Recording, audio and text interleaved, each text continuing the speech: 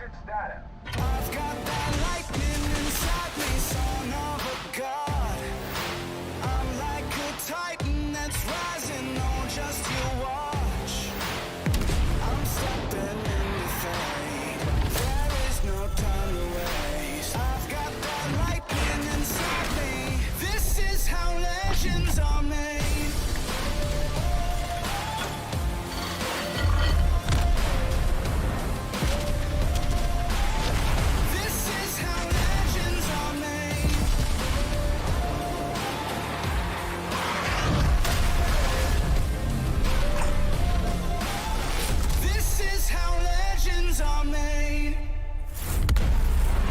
I'm cranking up on the throttle, victory is mine.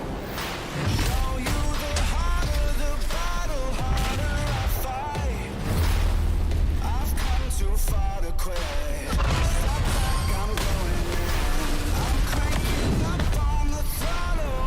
This is how legends are made.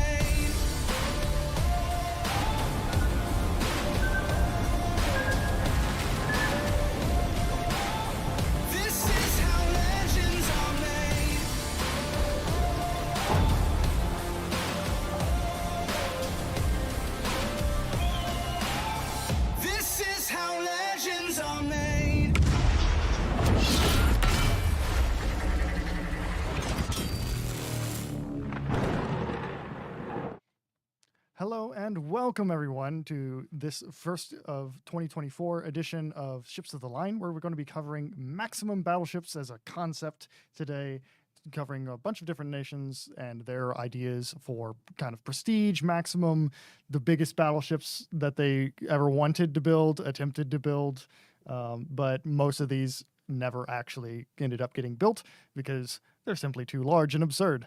But I am not alone, and I am joined by the Sailing Robin, as is old tradition on Ships of the Line. Hello, hello. I'm glad to be with Prince Blip here for this historical stream. I am your resident battleship player. I love playing battleships, so I will try to give you the gameplay for today. But the host of the show is Prince Blip here. On the desk here is like a very large book. Yep. With the Notebook of Wisdom. Lots of notes. So you guys are in for a treat, as most of these historical streams. It's also been a while we haven't done that. Sorry, it's been a while since we have done that. Yep. So yeah, looking forward to it. Yep.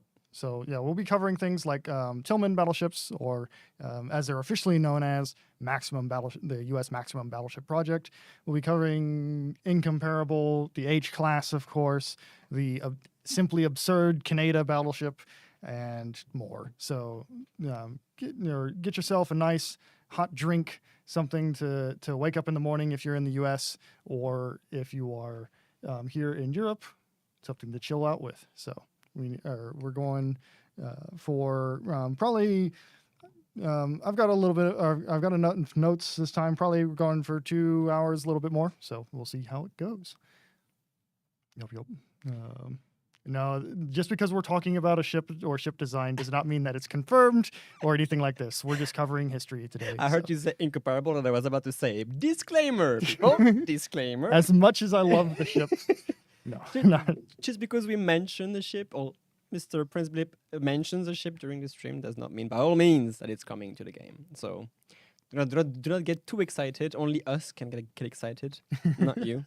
Not possible. So yeah, that's it. So that's the plan for today. So the concept of, let's call a maximum battleship as essentially a battleship design that is looking to kind of leapfrog what the current is. So something that is either absurdly large and completely impossible, or is basically like a generation or two ahead of what is currently being designed out there. So there are ships like this.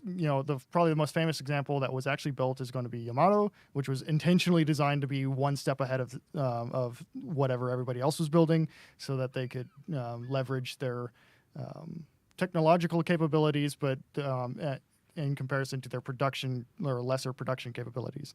So that's sort of the concept. These sorts of ships that are just bigger than the normal, and designs that are aiming to do that. So, yeah. I mean, am I allowed to ask questions Oh, during of this course. stream? If I mean, I know you have a plan and a structure for this stream, but I would like to lead with this question: what was the reason behind even thinking about creating these battleship? Because I assume that there was a need for them, or like a need for at least the theory around them. But what triggered these kind of decision to even begin the research around these behemoth of warships? So there's usually going to be two paths or two reasons for why you would approach getting a maximum or big battleship like this. One is ironically budgetary reasons, which, hear me out. The idea is, at least with some of the budgetary battleships, like the Tillman battleships, like Vermont here, the idea was let's just build the biggest possible battleship so that we don't have to buy any more battleships. That's the idea, and so that's sort of the one of the approaches. Essentially, just build the biggest possible, and so we don't have to worry about it for the next 20, 50 years. The other approach to it is going to be kind of what you would call a prestige battleship. Essentially, we want to build it because we can, and so because it looks cool, and it's a propaganda piece. It's also a combat piece, and essentially, those are going to be your two approaches. That's more common the older you look back in history, but it still happens, like, say, with the Sovietsky Soyuz and the follow-on Project 24 battleships. It's just kind of sort of, we want to have a battleship and we want it to be the best, so we're going to build the biggest thing possible. So it wasn't technically to answer another nation's shipbuilding processes, or like to just fill up a gap in, or like fill up a need in a fleet. Like, we just need the biggest possible guns for this very purpose. Yeah, I see. for the most part, yeah. Okay. Like that can be mixed in with some of them. So, and but the concept of this goes basically as far back as naval history does. So you can look back into antiquity, where in Greek times, and I think it was about the first century BC. So this would be basically first century. I always mess up my BC dates, but around the first century BC, during the Greek Greek times. But before the Roman Empire really kicked off, there was a battleship, or there was not really a battleship, but there was a ship built called the Syracusia, and this was a giant trireme. Well, it wasn't technically trireme, but a giant ship built for Mediterranean combat, and it was designed by Archimedes himself. At least allegedly. Of course, when we're talking about something that happened 2,000 years ago, it's almost all hypothetical and allegedly, and drawing from sources and sometimes drawing from sources that are talking about other sources. So we can't always be sure exactly about it. But so Syracusia was built and designed, and it was basically in Syracuse or Sicily, one of the two, but they couldn't actually port it anywhere because it was so large. And so they ended up giving it to the Pharaoh of Egypt at the time, who was one of the Ptolemies. And they gave it to the Pharaoh of Egypt, and it was because it was too big for any of the Syracusian ports. And so it was so big that it was capable of having 200 soldiers and over 1,900 passengers. 2,000 years ago, 1,900 passengers. This is, of course, based off of the sources that we have, and it also had amenities such as a small temple and a library and a gymnasium on the ship. And essentially, it was both. It was, think of like having the Titanic as an armed warship as well. Had a series of like towers where you could put archers and things like this, as well as one catapult on the ship. So it was kind of like just kind of a prestige thing. It's just build as much or as big as you can. Propulsion method for the time would have been essentially rowboat. A lot of these ships are at the time rowboats and powered by sailors using oars. Stereotypically, these sailors are often depicted as being slaves. It's not always the case. So it's kind of 50-50. Depends on the time period and the nation and situation. However, not to be outdone, the son of the pharaoh who got the ship. So the Greeks build the ship, give it to the pharaoh of Egypt. Then the pharaoh of Egypt, his son orders another ship afterwards, and I'm going to attempt to pronounce this, but I guarantee I'm going to butcher it. He builds the ship, the Tessara Contieres or Conteres, just Vermont things in the background. And this ship was even larger, essentially about 4 or 3 times as long, and was capable of housing 4,000 rowing, or like basically 4,000 sailors and 400 soldiers, if I remember right. And it was even huger. Allegedly, according to Greek historians, that second ship was basically immobile and didn't work, but was technically built according to all the documentation that we have. So this is really, like, you can go back 2,000 years and you have this concept. And but we're gonna skip forward a few, or 1,000 years plus some, and go on into the more traditional sailing era. And probably the most famous ship in the Royal Navy before Victory was the Sovereign of the Seas and the whole Sovereign line of battleships. So before Victory, you had Sovereign. And for context, Sovereign of the Seas was built in the 1630s. So this is before the Royal Navy becomes the world naval power, but still they're a strong naval power. And this is during the reign of Charles I. So this is before the English Civil War. And so in 1630, Charles I orders a over 100 gun battleship, ship of the line. When the next largest ship in the Navy, basically for the next 20 years, was a 55 gun ship of the line. So you go from 55 gun ship of the line to 100 gun plus.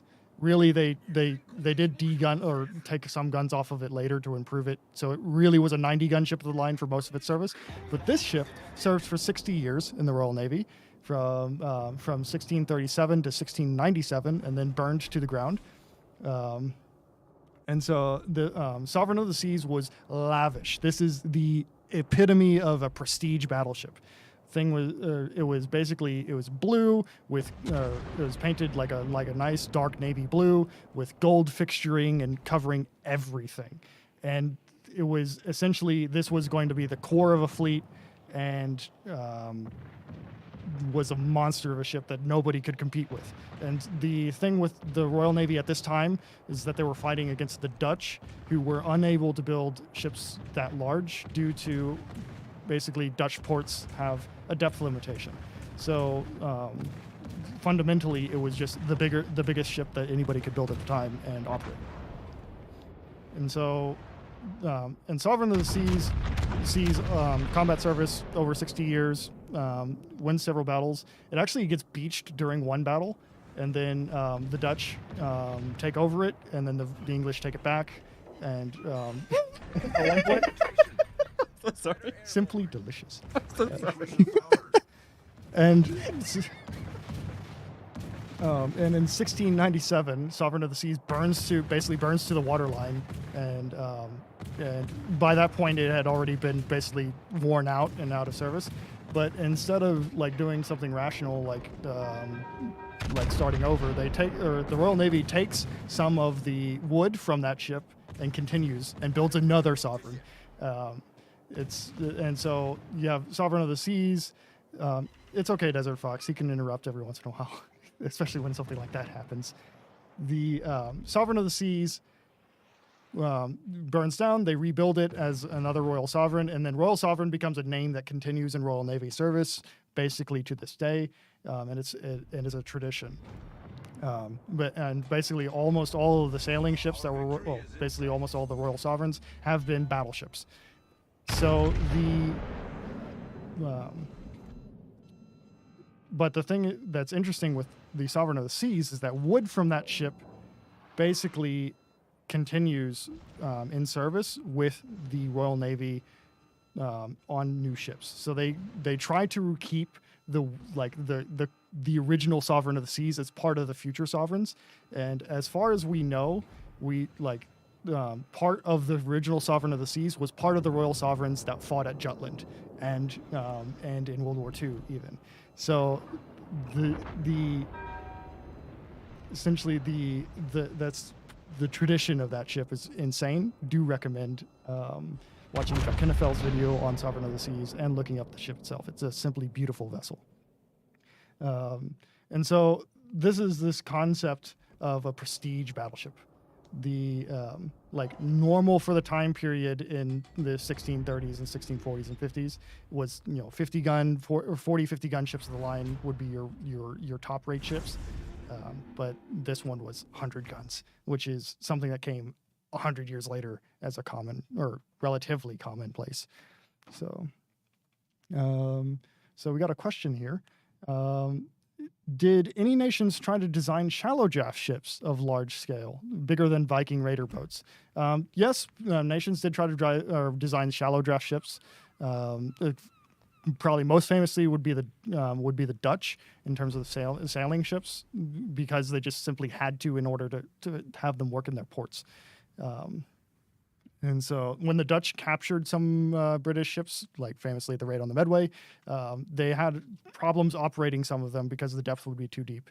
So that's kind of an example. Otherwise, in terms of massive ships of the line, people generally didn't build very, very, very large ships with low draft, but that you would see battle line units with low draft, like essentially all of the Monitor series. Which were the first ironclads in the first ironclads in the American Navy.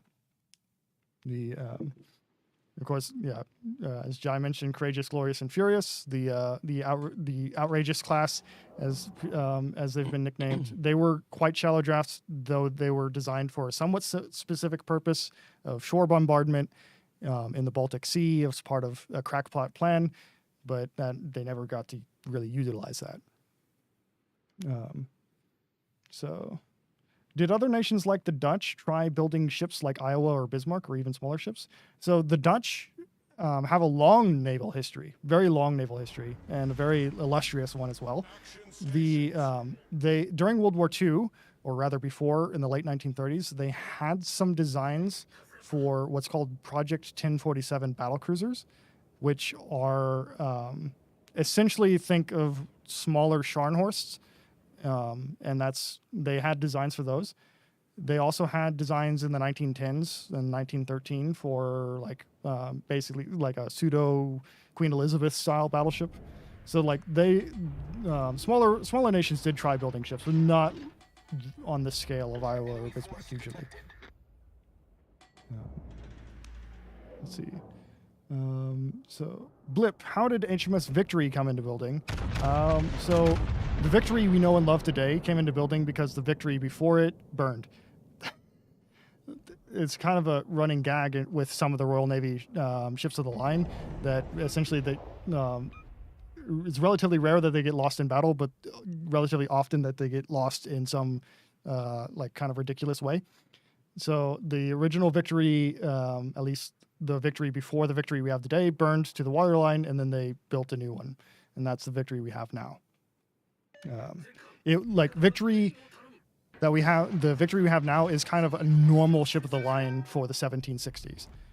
She's not particularly remarkable in terms of her in terms of her designed capabilities, although she is remarkable in that whenever she was built, she performed far beyond what anybody expected her to.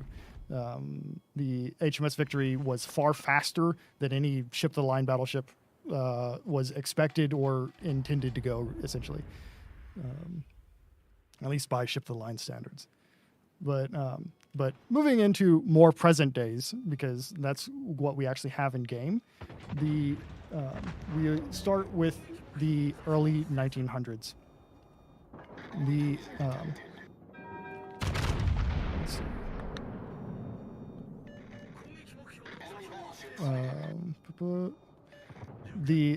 early 1900s, we see basically the U.S. Navy is trying to get into being a naval power. You see, we have the Great White Fleet sails around the world.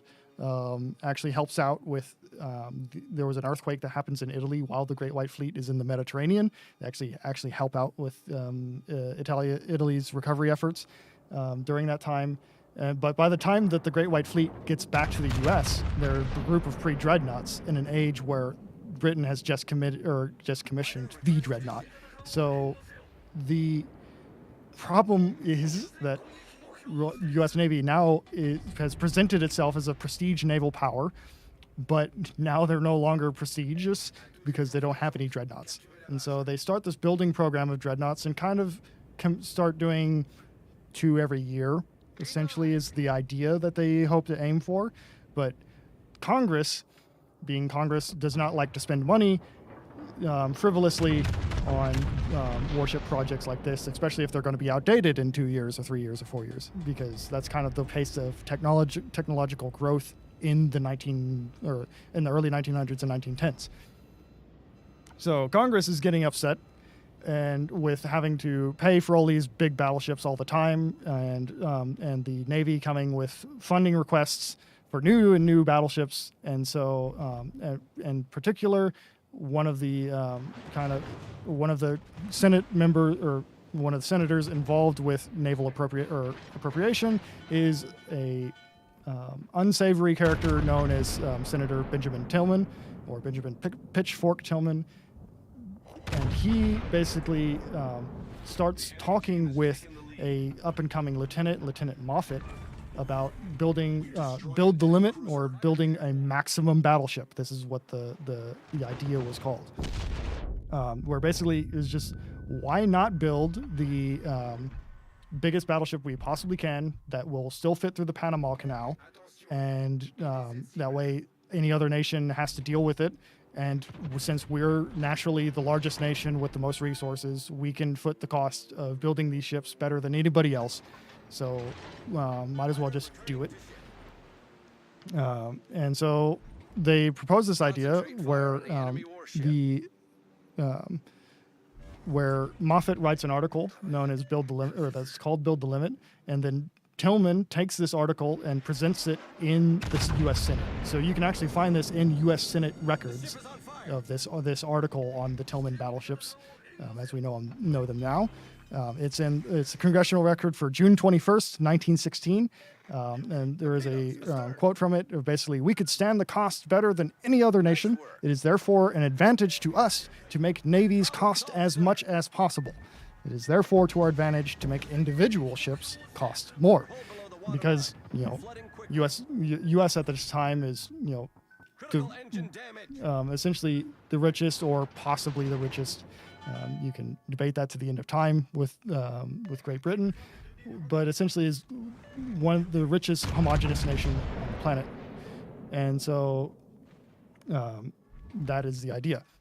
And the logical limit for the size of battleships of the U.S. is the Panama Canal locks. So that results in some kind of ship that is 900 at most 995 feet long, and displaces about 60,000 tons.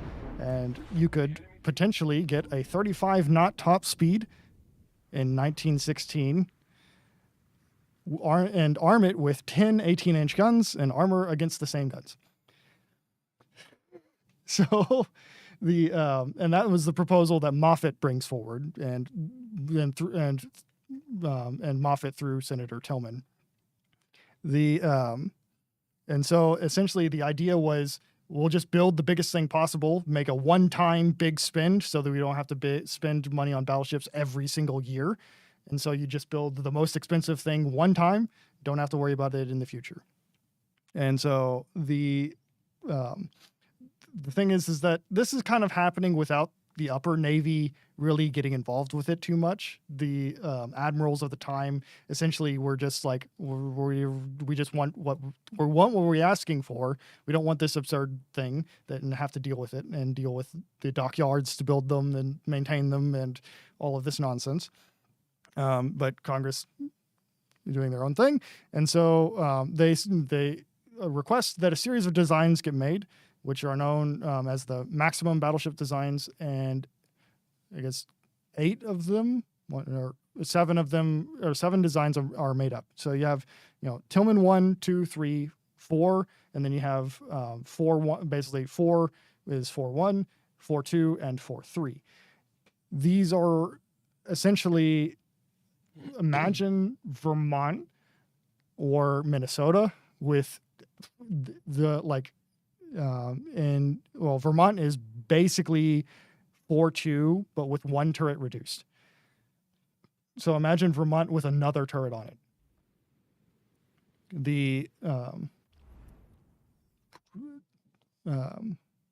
The U.S. Navy preferred to have 16-inch/50 guns for these ships. They felt that, and they basically have always felt that 16 inch is the happy spot, where 18 inch is just too large to where you can't get enough guns with enough rate of fire to make up for the difference, or to make up for the difference in the number of guns you could have in 16-inch 50 guns. The idea was essentially you have one design is just 12 16-inch guns, essentially like Minnesota, and this is kind of probably the easiest design to do. They also have a design that's quadruple turrets, so you get 16 guns. They also have a design where it is sextuple turrets, and it's essentially so you have 24 16-inch guns and 4 turrets and sextuple turrets, so 6 guns per turret, which is simply insanity, because you're not going to get enough crew to actually handle the loading inside of a turret that large, or inside of a turret with that many guns. So it's technically feasible, but entirely impractical. And so the Tillman 4 was the 18-inch gun, or essentially 4-2 was the 18-inch gun variation, which is what we have as Vermont. I had a series of notes on these, but I have lost them. And then there was a 4-3 where it has basically quadruple 18-inch guns and 4 turrets. So you have 16 guns total, which is kind of insanity. These ships were known as the maximum battleships at the time. Nowadays, they're known as the Tillman battleships. They're pretty insanity. The U.S. Navy was not particularly interested in getting these ships and building them, just simply because it didn't agree with what their doctrine was. It didn't agree with what their needs were, because if you build 4 of these ships, you basically effectively, if you build 4 of them, you have 1 available or 1.5 available at any given time, because 1 is going to be working up and 1 is going to be in refit. So you're going to have issues with that.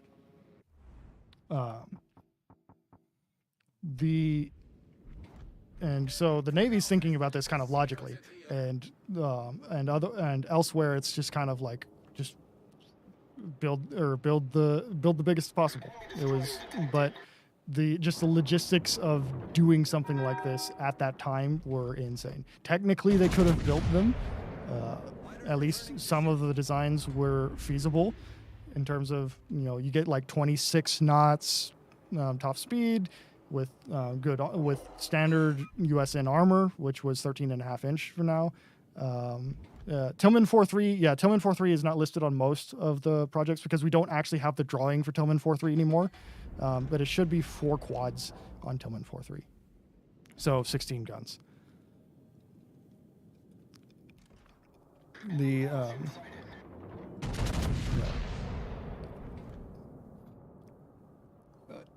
So the U.S. Navy at this time, so you're thinking 1916, U.S. Navy is basically looking at the Colorado class and looking forward to the South Dakota 1920 class, which the design work that goes into the Tillman class battleships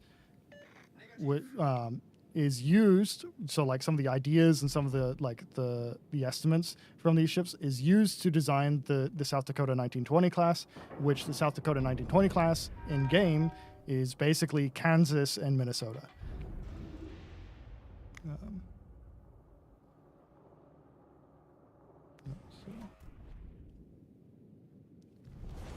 team has taken the lead. Alle Stationen, Feuer auf das Ziel konzentrieren. Yeah, Vermont is like very similar to Tillman 1. Vermont is essentially like the thought process behind Vermont in game is take the Tillman battleships as a concept, do an 18-inch gun version that is actually kind of more practical.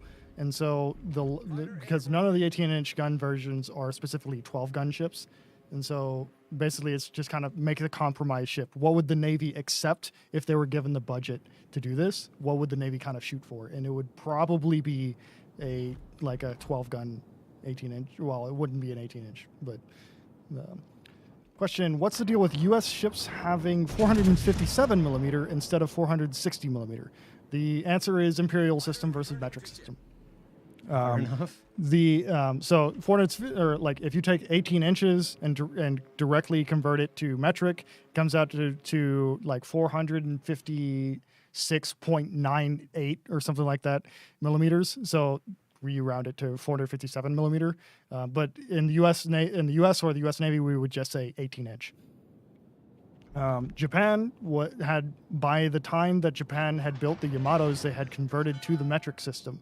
So they just rounded it up to the nearest round number, and that was 460.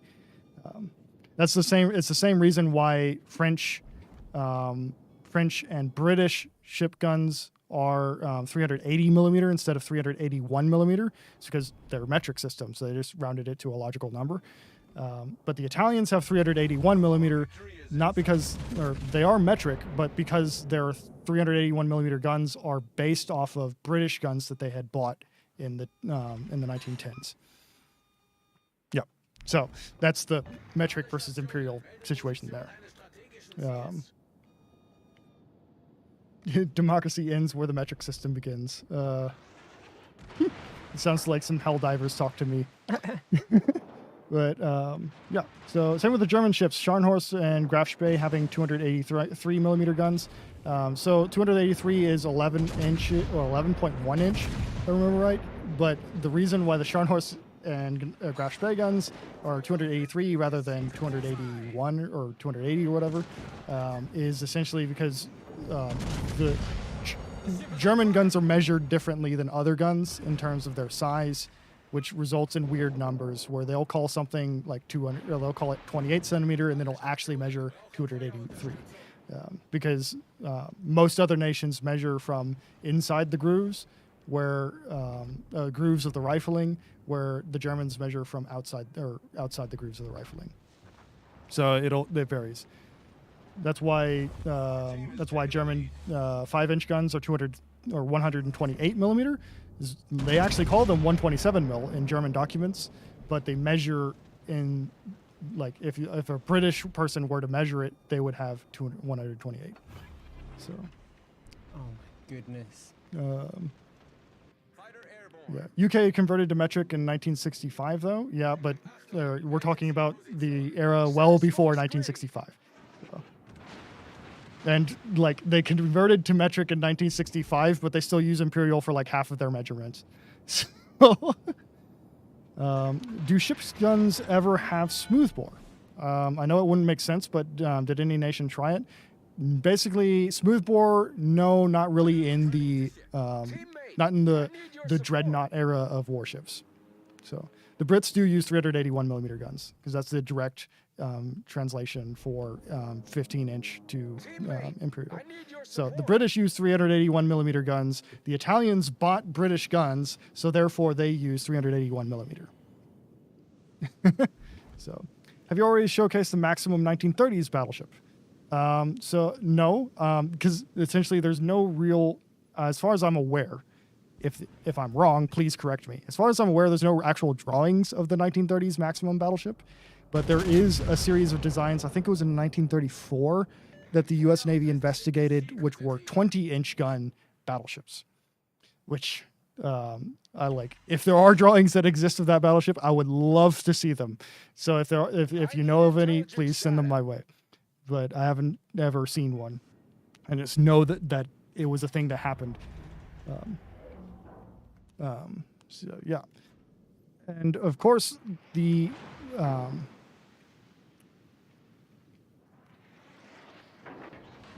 only nation to bookend the metric versus imperial conversation, the only nation that really changes from imperial to metric in the time period of the game is Japan, as far as I'm aware, and so that's the reason why in Japanese documents guns are called multiple different things, and also have a few different measurements. So that's why they have 356 millimeter guns for the Congo class battlecruisers and their other battleships, because they bought them for Britain or bought the guns from Britain and the Condos, and then by the time they had gotten to the 1920s, they had converted to metric. So then the Nagato class battleships have 410 millimeter, because that's the roundup from 406. So, and they are actually 410 millimeter. Let's see.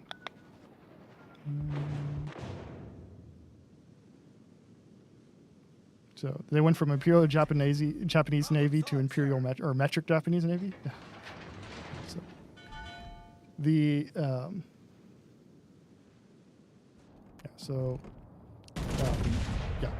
that's the Japanese metric and imperial. And if you look at Japanese documents, depending on the date, they actually update their battleship gun names later on. So the Congo gun, which is the 356 millimeter Japanese gun, which it actually gets renamed later on to the 360 millimeter gun, I think it's 360. It might be 350, but they rename it to the nice metric number at some point. But it is actually the same gun and actually 356 millimeter. So it does depend on what document you're reading. But speaking of Japanese, they have a few different designs that you could consider super battleship or maximum battleship designs.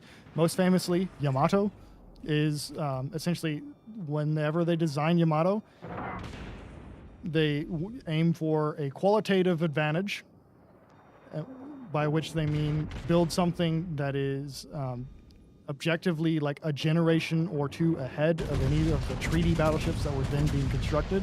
So if you're looking at 1937, 1938, you're looking at something that is a generation ahead of the North Carolinas, the King George V, the Richelieus, and the Littorios, and something that is a generation or two ahead of that. So you look at least 16-inch guns, if not 18-inch guns, and far more armor. And so that's the core ethos of the Yamato design, but we've covered Yamato many, many times before. So beyond Yamato, they wanted to go in for the A150 design, which they planned two of them in 1942. They were going to be called Warships 798 and 799. They were never assigned any actual names, as far as we're aware. The A150 designs, they never actually ended up ordering these ships, but they did sort of design them and work on them. They were going to limit the size of the ship to be similar to the Yamato class, so that they could use the same facilities, didn't have to upgrade their infrastructure too much again. And so the most likely version of this design would end up being with 6 510 millimeter 20.1-inch guns, and many 100 millimeter secondaries instead of the Yamato class secondaries. So this would have been basically a Yamato with twin 20-inch gun turrets and Akizuki guns essentially on the side. Was there ever a design or proposal for a Nagato class upgraded with 18-inch guns? No, but there was a proposal to increase the amount of 16-inch guns for the Nagato class. Basically, they were going to replace two of the turrets with triples. but they never got around to doing that.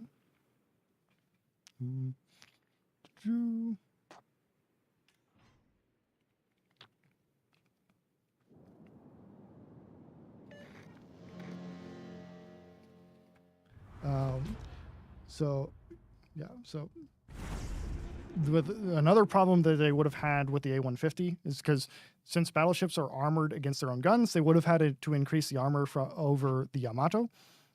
So then this like Super Yamato, they were going to have to compromise and do a double layer armor belt, which whenever you do a double layer armor belt, you have two armor plates basically bolted together or melded together. And this is far worse than having one single belt.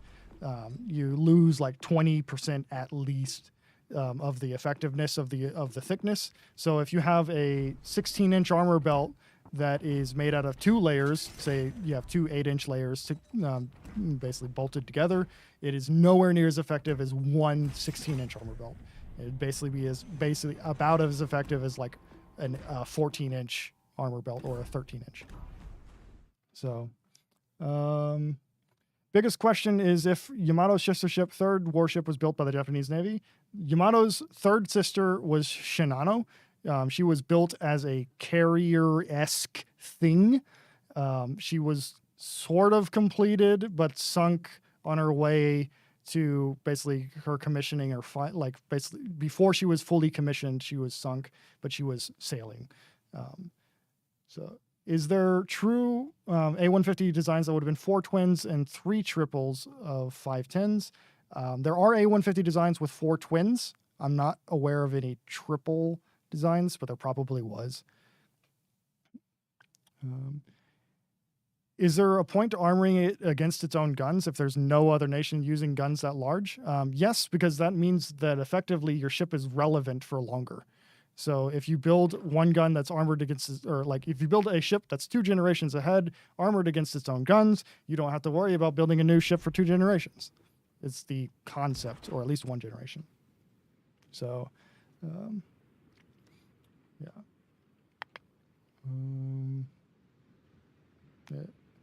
Weren't the guns of the Yami already 16-inch? No, Yamato's guns are 18-inch. Nagato's guns are 16-inch. However, if you read in some records, a lot of people thought that the Yamato guns were 16-inch, or because the Japan wanted to keep that a secret. So there's a lot of records. If you read like really old books, you might see it as 16-inch. So, did the Royal Navy ever have a concept of a maximum battleship? Yes, several times. We'll get to those in a minute.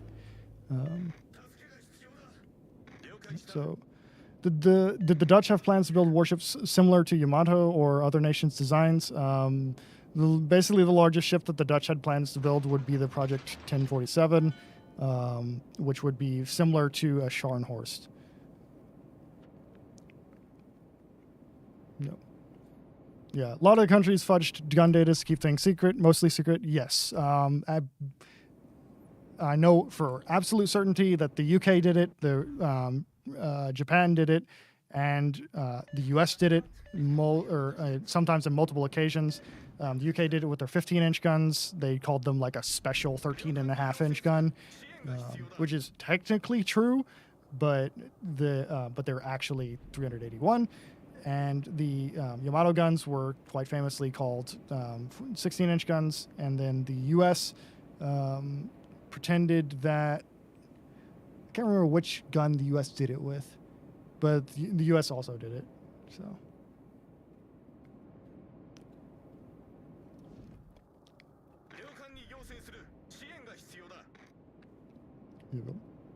So, but probably the most absurd battleship, at least in the Dreadnought era that we'll be covering today, is also from Japan. Is just called the Kaneda battleship, which is Kaneda.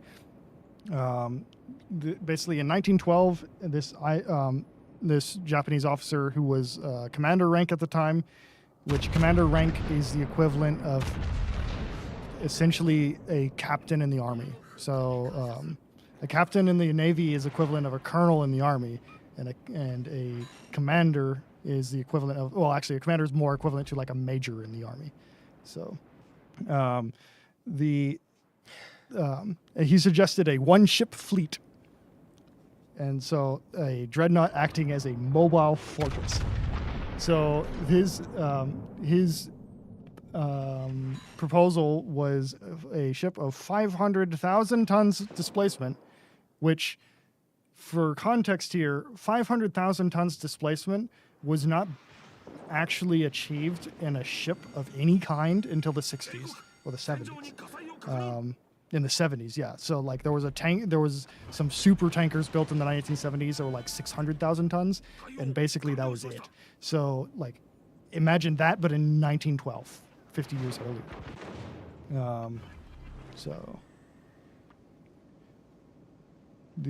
Were the Iowas planned to be a carrier conversion? There were some carrier conversion proposals for the Iowas, but they never. Basically, if you converted an Iowa to a carrier, you would basically get a worse Essex, and it'd just be cheaper to buy an Essex. So they never considered doing it. They never planned on doing it. So, with the Canada battleship, so we got 500,000 tons displacement, 91 meters wide.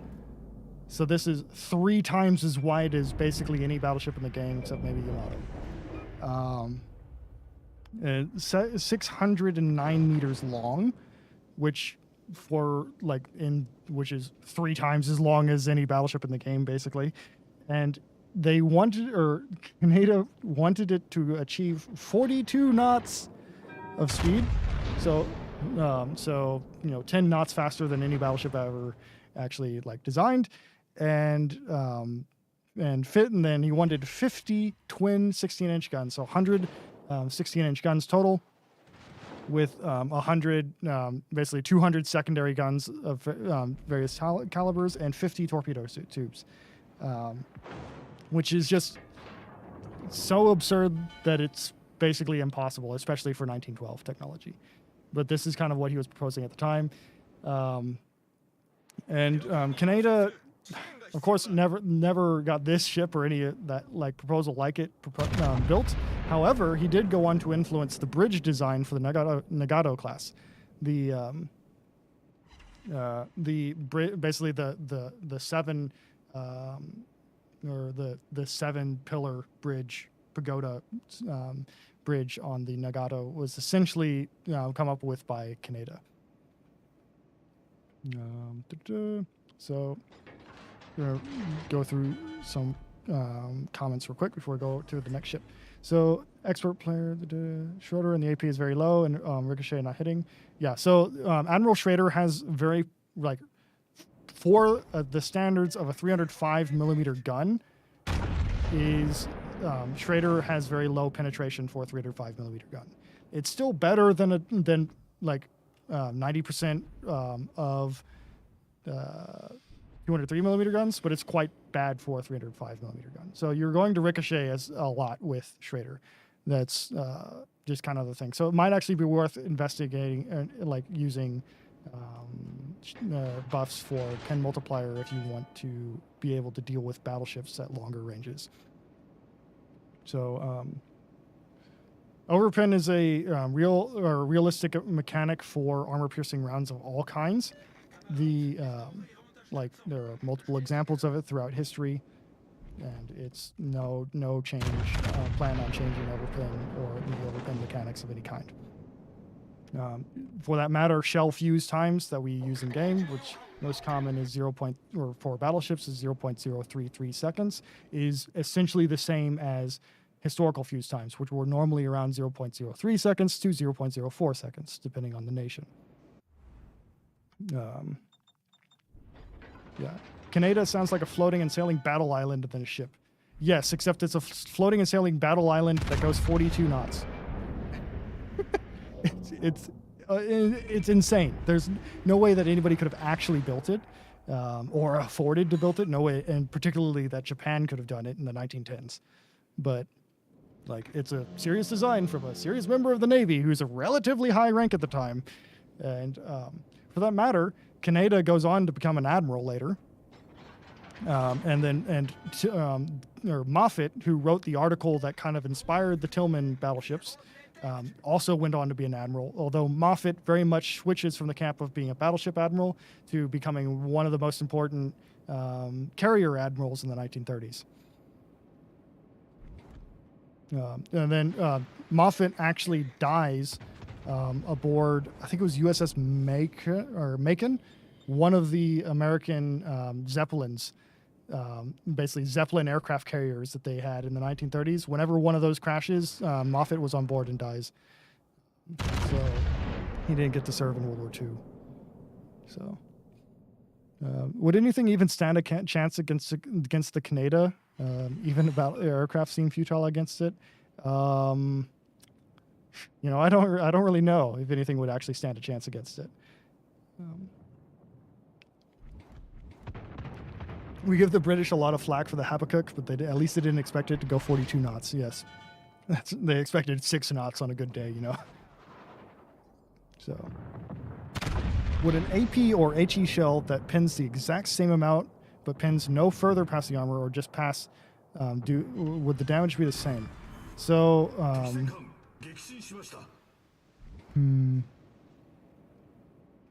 I'm not sure exactly what you mean, Stephen Summers. The idea for either an AP or an HE shell, mainly for AP shells, is that you want the shell to explode inside the ship. So you want it to pin one side of the armor, explode inside, and not go through the other side of the ship. So you want to have the maximum possible penetration to get through that one side of the ship, but you want it to have a short enough fuse time to where it doesn't go through the other side of the ship, but also a long enough fuse time to where it doesn't explode in an irrelevant area. So, maybe jumping the gun, but what do you think would be the next big innovation for modern surface ships? The next maximum project for US, UK, China? Probably the next maximum ship, or the next area of development we're going to see in the near future is probably going to be in surface warfare ships. And so we're probably going to see new versions of destroyers and frigates that are even more capable and carry even more weaponry. So, Coyote carrying, sorry. Railguns, I actually don't think railguns are going to be the future for naval combat.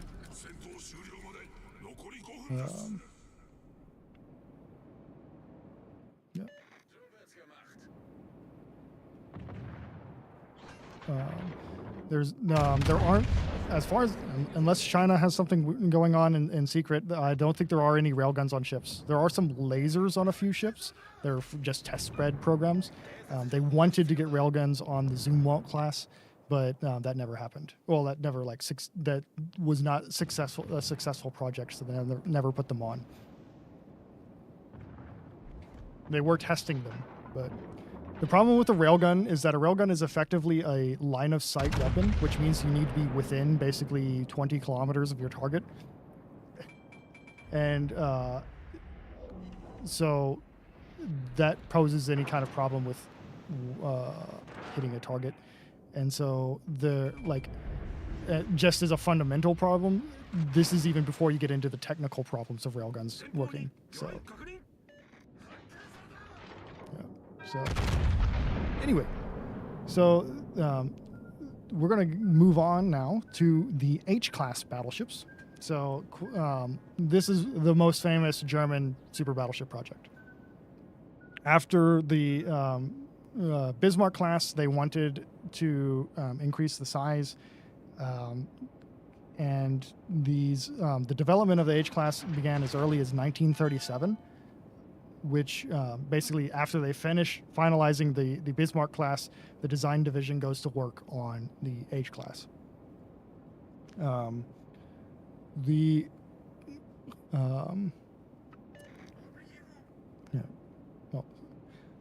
not going to have the argument about whether or not railguns can fire beyond line of sight, because technically they can, but also like physically, you can't hit anything useful. So anyway, the H class starts in 1937. Basically, they wanted to have a ship with better armament than the Bismarck, so they're looking at 16-inch guns off the bat. The original plan was that they were going to have 6 of these ships, basically of the H-39 class, which would be Friedrich de Grosse. The Navy was like in 37, 38, they were given virtually unlimited power to complete the project. So if it was possible for Germany to build these ships, assuming that no war happened, they were technically able to do it. So, and then once the war started, the program is essentially axed almost immediately. So they actually lay down the first 2 ships of the project for H-39 on July 15th and September 1st, 1939. And then they are almost immediately canceled. So, because the war starts in September 1939.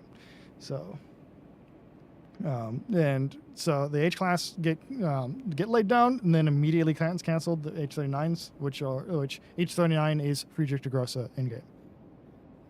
The idea, or the core design for the first version is 52,000 tons, with 8 16-inch guns, 6 torpedoes, 3 per side. 30 knots is going to be diesel propulsion, which would be unique for a battleship, and 16,000 miles cruising range at 19 knots, which, for context, 16,000 miles cruising range at 19 knots is more range and faster than Iowa, which Iowa already has a very long cruising range.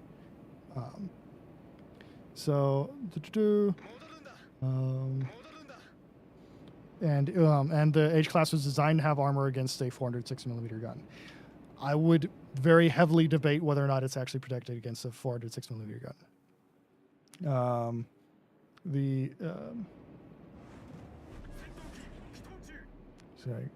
Quick question here. Not sure if you can say that information from the game Azure Lane is factual, but my favorite ship in Azure Lane is Yamashiro, which, if I remember correct, was Congo. No, Yamashiro is a Fuso. She is Fuso's sister ship. But eventually later turned into a battleship CV combo. No, Yamashiro never got that conversion. It was proposed, but they never got it.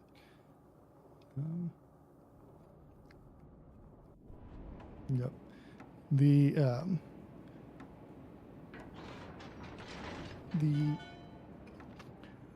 So H-39 gets canceled almost immediately whenever the war begins. And so over time, the project basically becomes, as the World War II progresses, it basically, bow break. Okay, so Robin's going to take a quick bow break in the meantime. I'm going back. I will wax on at length. The H project kind of becomes a save me from the Eastern Front project. Basically, it's busy work to keep doing so that they don't get enlisted as military engineers. And so the design progressively becomes even more and more absurd. And these are usually divided into different year models. So while we call it today H-39, H-40, H-41, 42, 43, 44, at the time, it was just one H class, because essentially until they started building them, they were just designing the next ship. But we usually split them up by year because it's easier to do. So the so-called, or if you look around, if you've been around the internet long enough, there's an H-45 that you'll see sometimes. It's completely fictional. It was invented in 2006, if I remember right. It's a napkin drawing. The H-45 is completely false. And then there's the chat. Dispel the H-45 myth. Yeah, H-45 doesn't exist. So it's just an internet copy pasta. It is. It's quite literally a napkin design. Would Plan Z, as originally created, be considered one large vanity project, or would it have made a difference if the war was put on hold? I mean, any naval building project of that size is sort of a vanity project by its nature, because you want to use a navy to show off. The would have made a difference, probably not too much of a difference, because the Royal Navy also had a plan to build in comparison to it, which was larger. There's actually a video by Drekkenfell basically comparing what, like, if no war happens, what would the Royal Navy have and what would the Kriegsmarine have by 1946 or 45. So,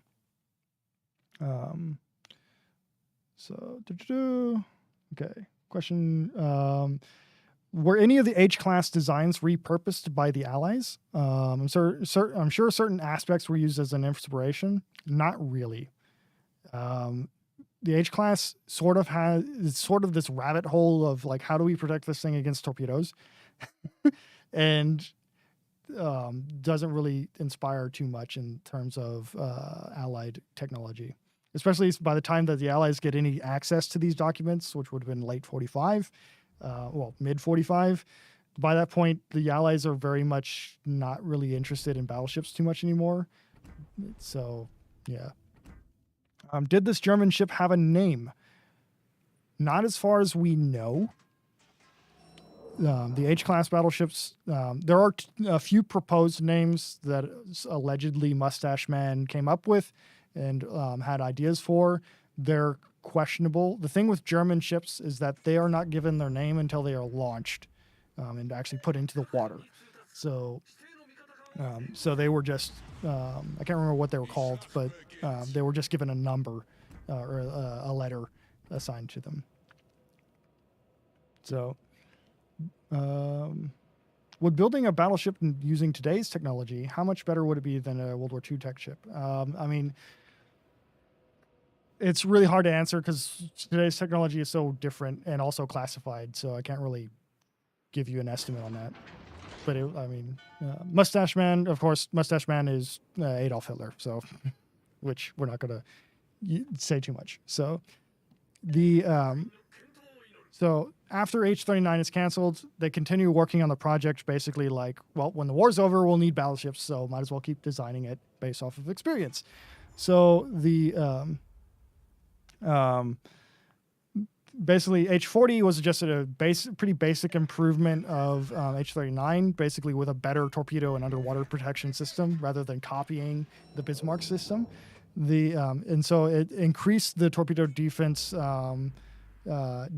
system depth, which depth for torpedo defense system doesn't necessarily mean how deep into the water it goes, but rather how deep into the ship it goes. How is the outside shell of the ship that will get hit by the torpedo, how far away is it from the important inner shell of the ship? And so the more distance you have between those 2 points, the better against torpedoes. And so the H-40 also looked into reducing the armament to only 6 guns, or rearranging the armor. And so this thing had a armor displacement ratio of 39.2% of the displacement of the ship was in armor, which is actually like quite insane. Most battleships of this time period, you're looking around 30 to 34% of the weight as armor. So that was H-40. H-41, the whole impetus of H-41 was to increase the protection of the ship against bombs, because by that point they had started to experience the Allied bombing effort in terms of trying to get Scharnhorst and Gneisenau out of the war. And so they wanted to increase the horizontal deck, the deck protection against bombs. And they also received intelligence reports that the Lion-class battleships were going to have 16-inch guns. And so they did the math on the German 16-inch gun design and found that they could basically bore out the gun and increase the size of the gun to 420 millimeter guns, which would give them just over 16.5-inch guns. Basically, their 406 millimeter gun was so overbuilt that they could cut away 14 millimeters of the gun and still have enough durability to operate fine. And they also increased the stern torpedo protection. If you know anything about Bismarck history, you understand why. They also incorporated intelligence from the occupation of France. They got access to the Richelieu class design documents and took inspiration from them and incorporated that into H-41, which also improved some of the torpedo defense ideas that they had at the time. They added twin skegs to the outer shafts. So skegs are essentially support beams from the hull attached to the propeller shaft, which keeps it more stable and protects it more. It gives you a little bit more hydrodynamic drag, though. And they also incorporated an explosive jettison mechanism to the rudder. Clearly, they were very paranoid about the rudder being jammed for some reason. All of this additions reduced the speed of H-41 down to roughly 28 knots, and they planned to build this after the war. And so this is clearly inspired by experience from both the bombing of Scharnhorst and the sinking of the Bismarck. And then after H-41 is kind of the last realistic / plausible designs in the H class. H-42 marks the beginning of insanity. So and these are the self-preservation design. So it's the biggest maximum project ever conceptualized or constructed by a nation outside of the Northern Hemisphere. So I think Japan counts as Northern Hemisphere, so that would be by necessity essentially South America. South America got designs for some 16-inch gun battleships in the 1910s. They never built them. That's what Atlantico is loosely based on. So that would probably be the idea there. And so the H-42 was completely unrestricted in terms of treaties or size. And they, most importantly, Admirals Rader and Dönitz were not consulted on the project at all. Essentially, they were just doing the project in order to have busy work. They increased the design displacement to allow for 40% fuel oil capacity for a 20,000 mile endurance range. Yeah, that's exactly what they did for the H class. They incorporated explosive devices to detach the rudder. Wait, what? Yeah, so for H-41, by the time they were designing H-41, Bismarck had already been sunk and Scharnhorst had been bombed. So they, in order to build a ship that could resist that, they increased the deck armor, and they also they improved the torpedo defense around the stern, and part of that included a explosive device attached to the rudder so that they could blow off the rudder. So they would prefer not being able to steer. They would prefer not having a rudder jammed. Yeah, jam, of course, yeah. Because if you have no rudder, in theory, you can kind of steer with the engines. Right, fair enough. With the propellers, yeah, you can make very slow turns. Okay. That's So the problem with Bismarck was that the rudder got jammed in the middle of a turn, which means that they were really unable to straighten it out, and since they only had three propeller shafts, they didn't have enough leverage to turn using the engines while it was jammed like that. And so that was kind of the issue. Now, realistically speaking, I'm not trying to downplay the triple or the 3-shaft design from that aspect. Even a 4-shaft design ship or even a 2-shaft design ship, any of these ships are going to have problems with steering on engines only. It's even worse in the case of a 3-shaft ship.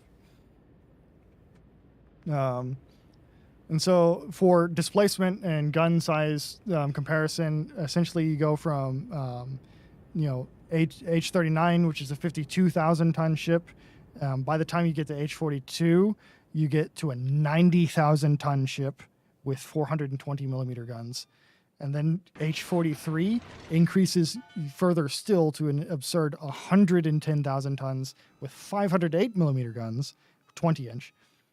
And H-44 is 130,000 tons with 500 millimeter guns. And the difference in the armor protection of these three ships is not that great. They're essentially just slightly better armored than Bismarck overall, but the difference in their torpedo defense is incredible. So H-42 goes from a 7.65 meter torpedo defense, which is essentially about the same as John Bart or Richelieu, to by H-43 they go to 9.5 meters torpedo depth, and then for H-44 they have 11 torpedoes defense depth, which the defense depth is the difference between the outer shell and the inner shell of the ship. So you divide that by half because that's the total distance on both sides. But and that drops the speed from 32 knots down to 30 knots. The armor is not really that much improved. The main belt thickness is 380 millimeter, which is better.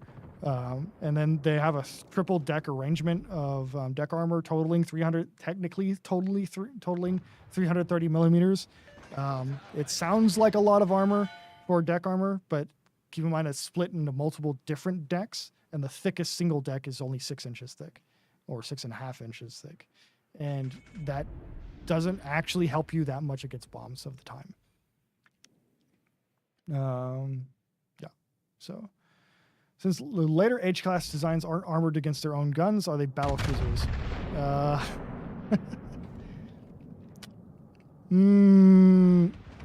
I don't like the feeling of that. I'm not going to answer that question. I don't want to answer. I don't want to think about that question. So, yeah.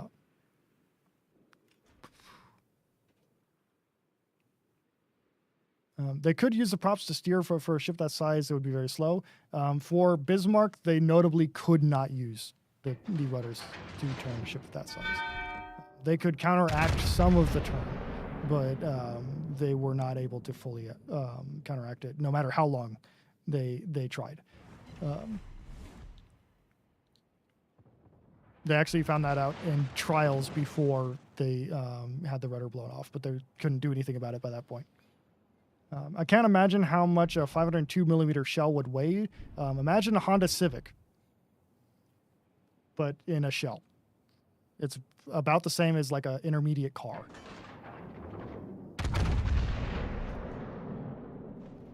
Or like a Ford Ranger, like a small pickup truck. Montana, what are you doing? Did the Dutch ever have any battleships? The Dutch did not have any full-on battleships. They had some coastal battleships at some point, but I don't think they ever had any full-on. In the Dreadnought era, they did not have any battleships. They had designs for them. They thought about them, but never got to it. So.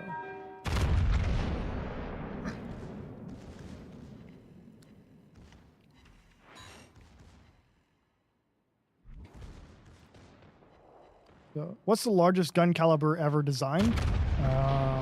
I'm actually not sure what the largest gun caliber ever designed. In terms of naval guns ever designed, the largest one is that I'm aware of is 510 millimeter, and they almost built one, or they really almost built two. The Germans never seriously considered mounting an 800 millimeter gun to a ship, and that's not a naval gun, so that's why I didn't include it there. But they never seriously considered it. And I don't even know if they ever actually considered it at all. Yeah. So before we move on, any questions about the H-class battleships or anything?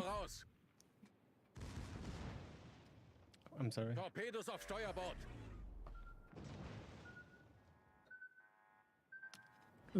Technically, the largest naval gun is 940 millimeter. We're not counting we're not counting mortars from the 1800s, Jai. Sorry. In terms of at least conventional guns. Yeah. That's the largest gun ever mounted on a warship. Japan almost built some 510 millimeter guns. So,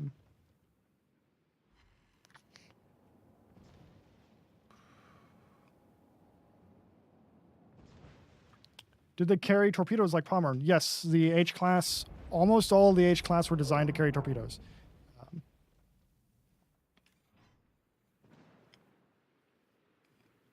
And so the North Carolina class, well, like the American battleships are, not technically designed against their own guns, although they are designed against 16-inch guns.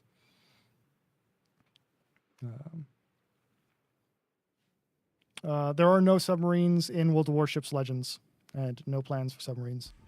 So, yeah, Japanese did develop and test fire a 48-centimeter gun. That is true. France developed a 450 millimeter gun and test fired it. Japan was in the process of building some of the 510 or 20-inch guns for the A150s.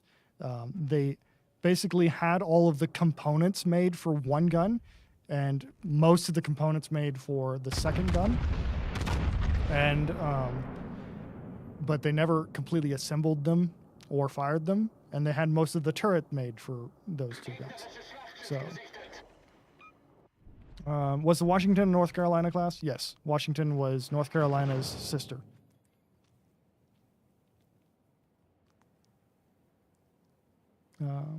Did the Von der Tann have torpedoes? Yes.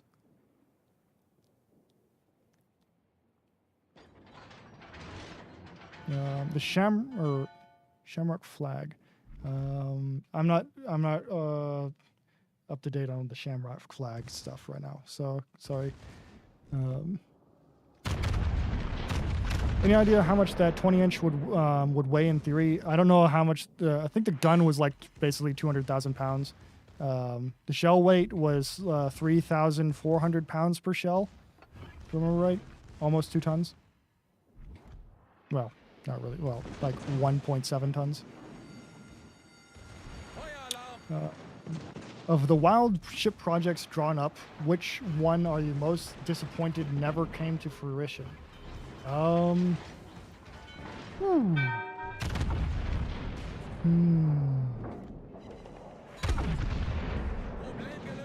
Probably is going of the wild ship designs. Probably, I mean, Incomparable is probably one of my favorites.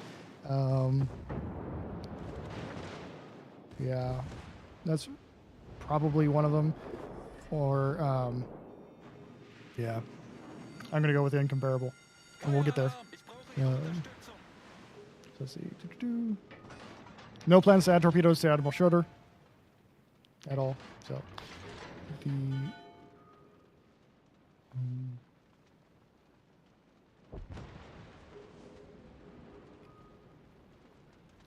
Split talked about the possible yet. I've already talked about possible, and I don't plan to on this one because possible isn't really part of a maximum battleship concept.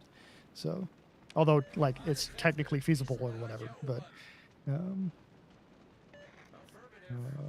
I'm not going to talk about that legit.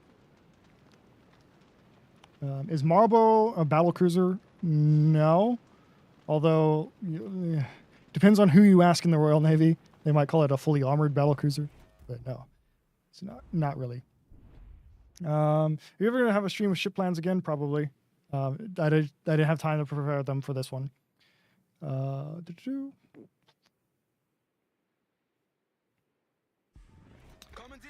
If we developed a battleship now, what would be the gun or weight of the shell? I have no idea. Because basically none of the tools that were used, well, actually, technically, some of the tools do exist for making battleship guns, because the lathes used to cut the Yamato guns still exist.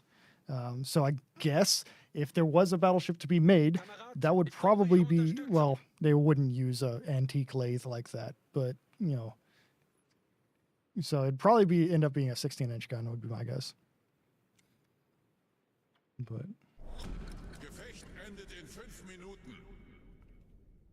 a fully armored battlecruiser, isn't that just a battleship? That's the neat part. Yesn't. But that's the nickname, well, that's one of the terms that they used for the Vanguard, the HMS Vanguard. So, yeah.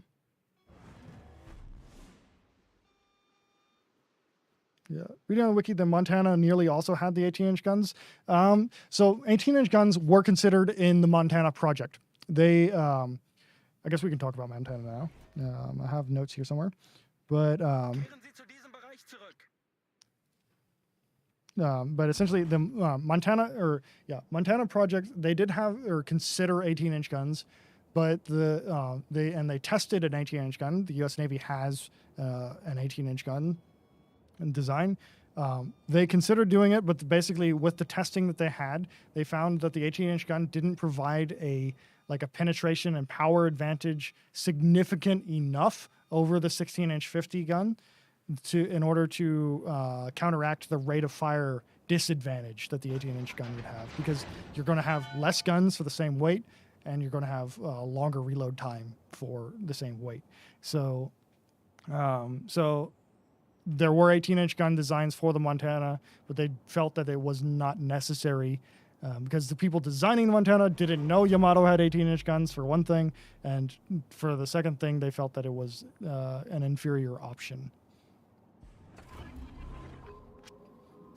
Is the Vermont Tillman? Vermont is heavily based on the Tillmans.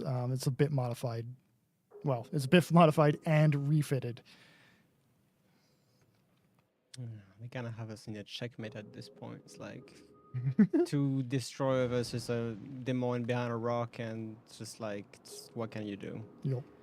What can you do? It's literally just checkmate and get farmed. This is why I don't like playing battleships. What was the thought behind Illinois? Anti-aircraft battleship. That was the whole concept. So, but let's continue on.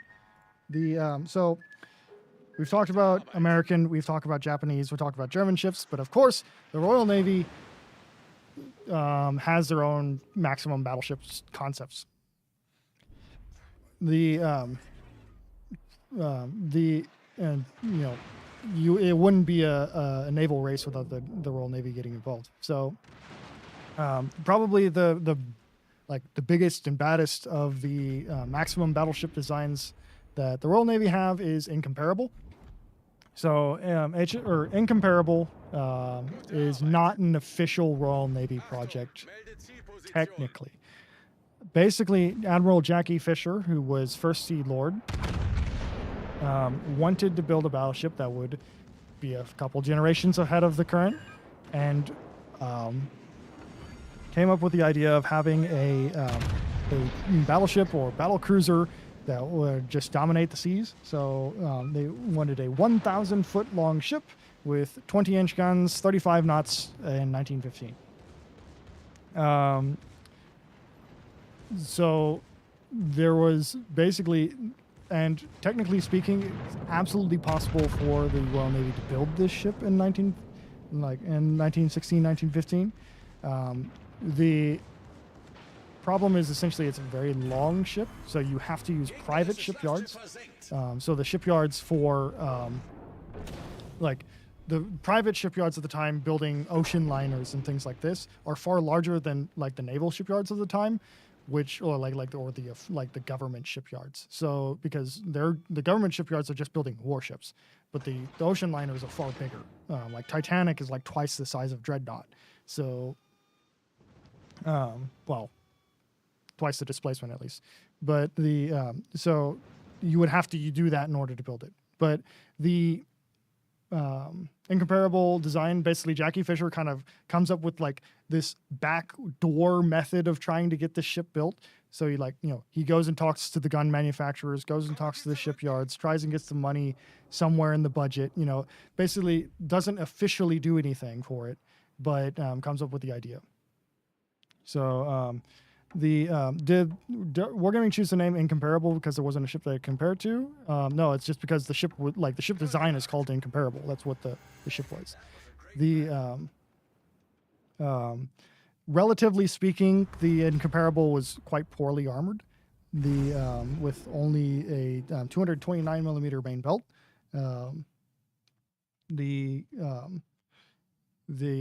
So basically you went all in for firepower and speed, skimped on the armor a bit.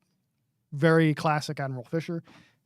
So it both has and lacks credibility. It's the Admiralty board. The Admiralty board rejected the proposal even from the basically as soon as it came across their desk, and though it was technically possible. Yeah, she's more battlecruiser than battleship, but at the time you only have weapons that could actually penetrate 11 inches mostly. So.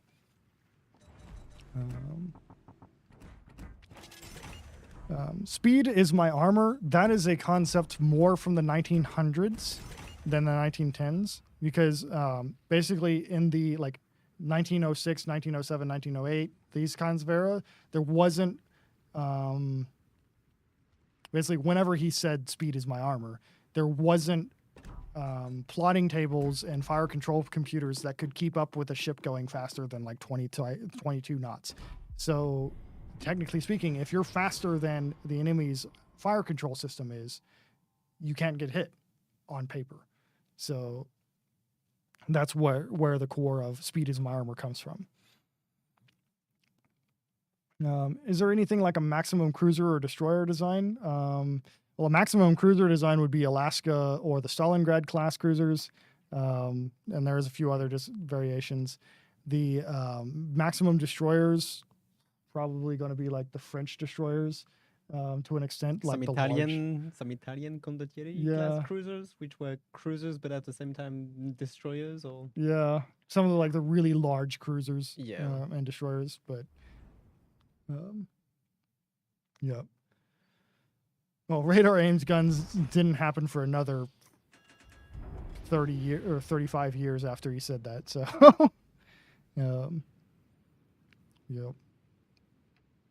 So dry deck? I'm not sure. Dry dock, you mean? Perhaps. Yeah, I'm not sure.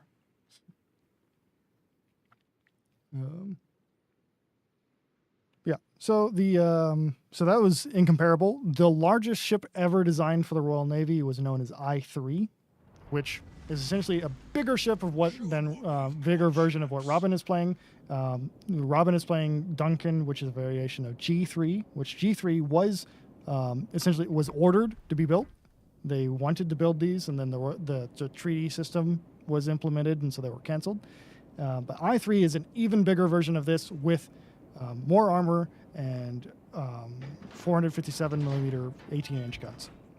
Which is essentially what St. Vincent has on PC. Yeah. St. Vincent is I-3. So is I-3. Yeah. Okay. I see. And so it is St. Vincent on PC. That isn't. We don't know if that was the actual name or not, but that's the name we gave it. And so this was the largest capital ship ever designed for the UK. Well, at least largest battleship ever designed or battlecruiser designed for the UK. And again, same situation. Could have been built in the private shipyards, not in the royal shipyards, and could be maintained in the private shipyards, but roughly, the reason that these ships, the G3 and the I3, have this weird turret arrangement is in order to concentrate the armor in one place, which means that you can save weight on the total design. So, because the heaviest part of your armor is going to be your deck armor, so your top armor. Because your deck armor covers far more surface area of the ship than your belt armor does. Your belt armor is relatively light compared, you can get, say, if you want to get an inch of deck armor, that's going to cost you, probably 4 times as much weight than an inch of belt armor on a battleship. So, that's the sort of the cost difference. So if you're able to put them all in one place, to where you can put all the thick armor in one place, then you, in theory, save weight, and especially can concentrate things in one place. That's the idea. Technically speaking, if you move the turret somewhere else, it's just the same weight in a different place, but that just causes different dynamic issues and stuff like this. So that's the idea behind it. That's why they look weird. Less weight does not necessarily mean more speed. Less weight means less cost, and which means more of the ships. So that was I3. That's basically the concept of these ships. Saw a question. Engine boost activated. So the beyond these ships, I'm not really aware of much Royal Navy projects that are like would really fit into what I'm kind of defining as a maximum battleship. You could probably put the really like late Lion designs into that category, which basically imagine Lion with a more Vanguard-like hull and semi-automated main battery guns that reload in about 20 seconds. They are not auto-loading guns, despite many people claiming they are. They're kind of a semi-automatic design, and really is just a single-stroke ramming system that is much faster. But is not automatic.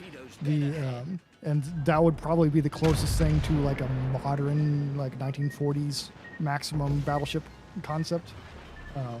We've sprung a leak. But other than that, they didn't really go for this sort of like jumping a generation beyond idea, because the Royal Navy's at this time period, Royal Navy is the leading naval power. So they're the benchmark to reach for other nations. And so if the Royal Navy has this concept where, like, if they go beyond and set the new standard, then they're just spending money that they don't need to be spending. They'll let somebody else set the standard, and then they'll just build something better, is the Royal Navy concept. Fire. So...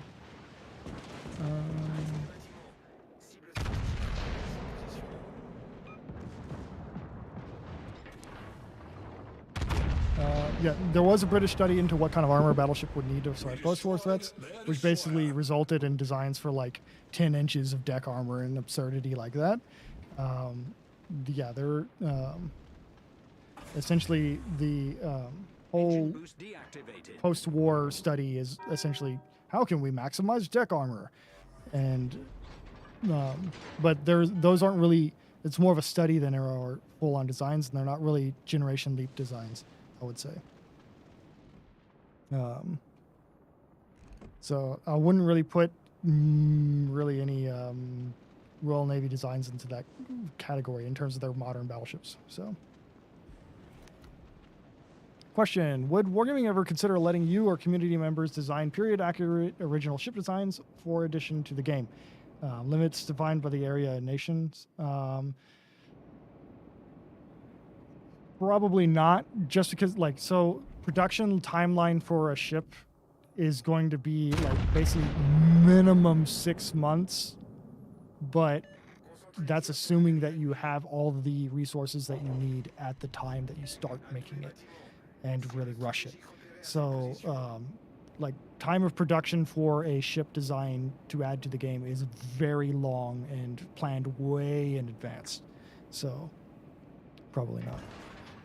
Reason why China didn't really make any capital ship designs in the 20th century was more to do with solving bigger issues at home than not. So I'm not going to go too much into those politics, but or that history, because I'm not that well educated in Chinese history, nor am I intimately familiar enough to explain that. So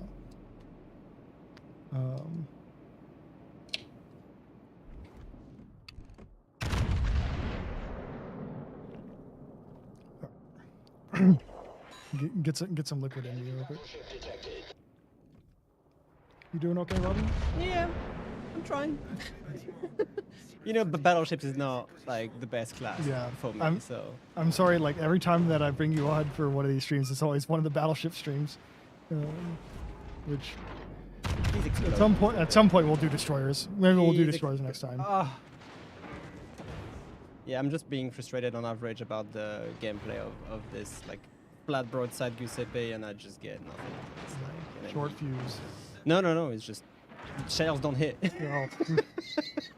At this range, it's kind of ridiculous, but it's okay. It's all right. He'll get to live and probably kill me after that, so it's fine. It's fine. It's fine.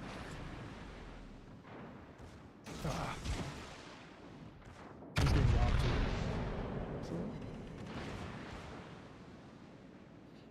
too.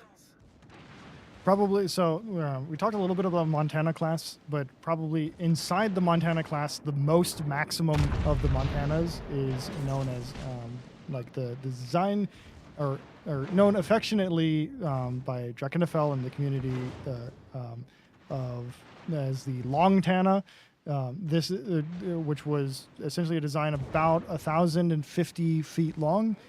There was a version of it that was 1,100 feet long as well.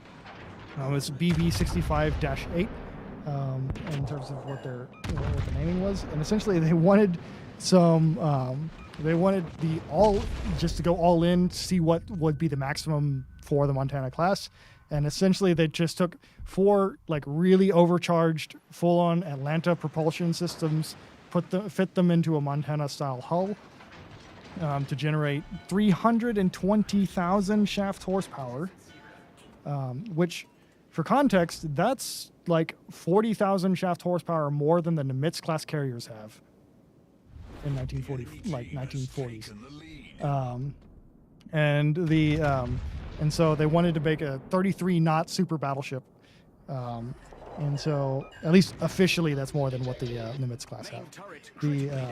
She would weigh in well over 66,000 tons, carry 12 of the legendary 16-inch 50 guns, and have the heaviest protection possible at the time. But they went for a more reasonable design for the final version. Would the likes of Conqueror, Thunderer, or Devastation be considered maximum battleship designs for the UK? If they had been designed, yes, but those are all made-up designs by us, essentially.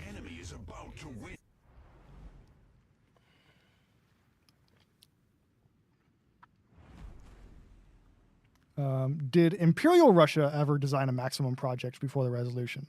Imperial Russia did have some 16-inch, like really big battleship designs, but they were kind of conventional battleship designs for the time period. RIP.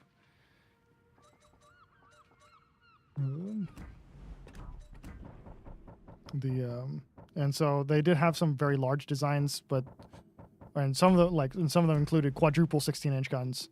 So yes, essentially.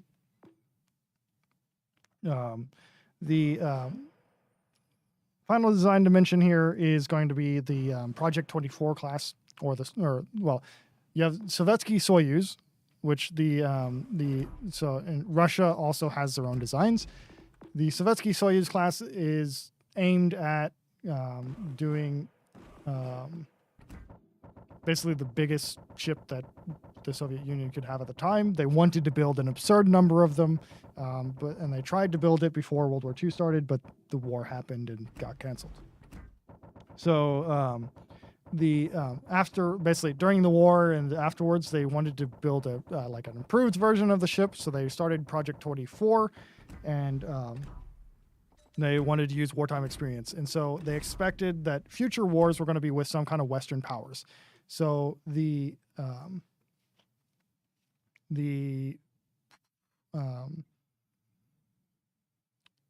sorry, I lost my train of thought. Russian 16 inches. Right. Project 24, essentially they expected that future conflicts going to be with one of the Western powers. And so they wanted a ship that was capable of pretty handily defeating an Iowa-class battleship, because if you can beat an Iowa-class battleship, you can beat a Richelieu-class, you can beat any of the British battleships, essentially. So if you can beat an Iowa, that's the bar to reach. And so that's what they wanted to aim for with Project 24. But they weren't necessarily full, true blue water battleships. They were technically designed to fight within the territorial waters of Russia, but they do have enough stability to travel wherever they need to. They're just not designed to project power. The stability characteristics, at least on paper, are pretty comparable to Iowa. They're designed to have a 3-meter metacentric height. Iowa has 2.26 meters in normal displacement. So as built, they probably would have had about 2.2 or less. And they were aiming for a 30-knot top speed with a extremely fast cruising speed of 24 knots, which is like your sustainable speed, and an economical speed of 18 knots, which is also very fast, or not very fast, but quite fast for an economics for your maximum range speed. They want to design this. Wasn't Project 23 and 24 designed more for fighting in frozen waters? By being in territorial waters of the Soviet Union, you're going to have to fight in frozen waters. So that's part of the core concept.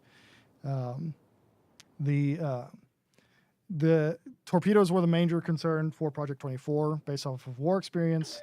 And so they designed these ships to sustain and survive up to 5 simultaneous hits from 533 millimeter torpedoes. 5 simultaneous hits, which is quite absurd. The original project was for an 18-inch gun battleship, but they found that was going to be too large and reduced it to a 4.6 millimeter version. But they felt that wasn't going to give a decisive advantage over the Iowas, and the project was not really continued from there. It was a pet project of the bushy mustache man. And so whenever he passed away, the project died almost immediately.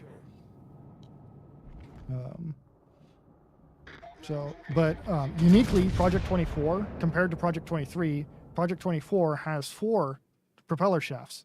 Like the Sovietsky Soyuz class has 3, which I only learned today, actually. But, yeah, so. Yeah. So that's all the notes I really had for today in terms of maximum battleship designs. The core concept of this is that essentially almost all seagoing nations had at some point pursued the idea. What project was the Kremlin? Kremlin is an early version of Project 24.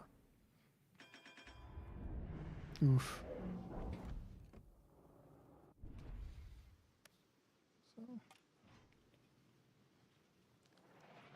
And I saw a question earlier, was there ever a quadruple 16-inch gun design for the U.S. Navy? Yes.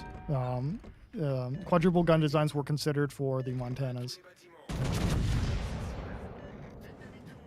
Yeah, one of my favorite Montana designs, at least in terms of looks, there's basically a basically think a super South Dakota with quadruple guns.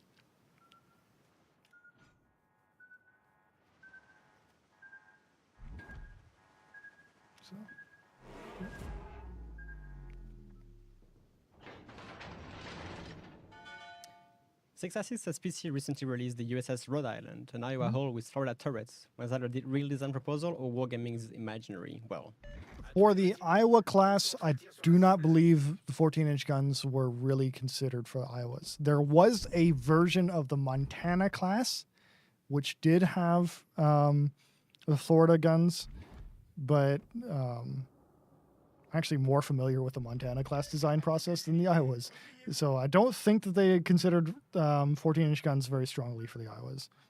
So, did Canada ever have a maximum battleship design? No. Canada, as far as I'm aware, Canada didn't have one. They considered in the 1910s buying some British battleships. So like they considered buying some for like Queen Elizabeth class battleships or Revenges.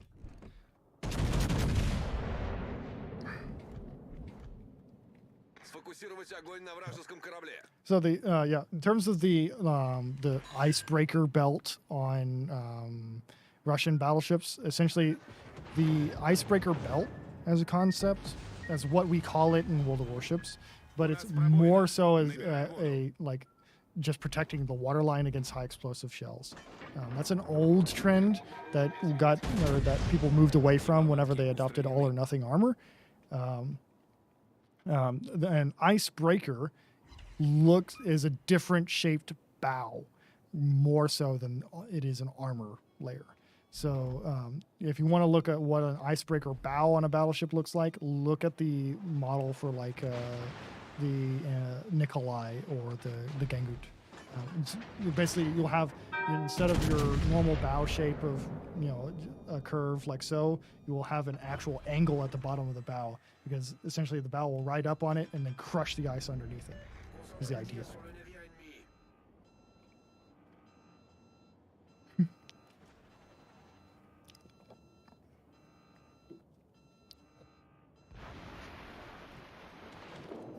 If built, how would Kronstadt compare to later supercruiser designs like Alaska and Azuma? I mean, Kronstadt would be probably more comparable to Azuma than Alaska. My money would be on Alaska against Kronstadt, though, in general.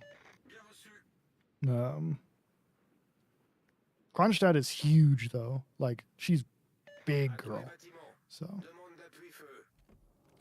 PC has the main, but not the same as ours. So the PC main is basically, what if you took a quadruple Montana design, which there is a quadruple to Montana design, and then apply the anti-aircraft refit that Admirals Nimitz and Admiral Nimitz and Admiral King proposed for the Iowa class, basically for Kentucky and Illinois, the ones that weren't finished. Basically, if you took that proposal, applied it to a quadruple Montana, what would it be? And that would probably be Maine. So. Союзник, требуется твоя поддержка.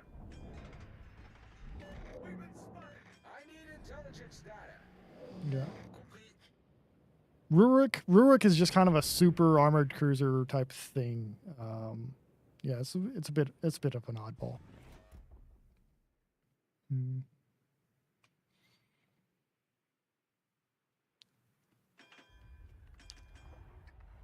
I can't answer any questions about like potential future content, like are there plans for this ship or that ship? I can't answer those questions. So sorry, Troy.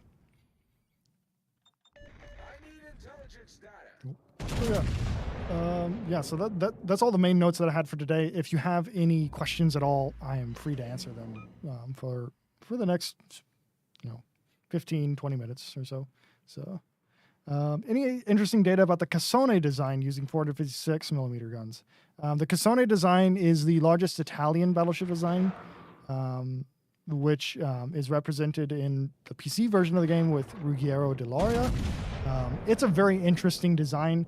I don't think it was ever seriously considered for construction because Italy was frankly broke, like really broke at the time. So, yeah.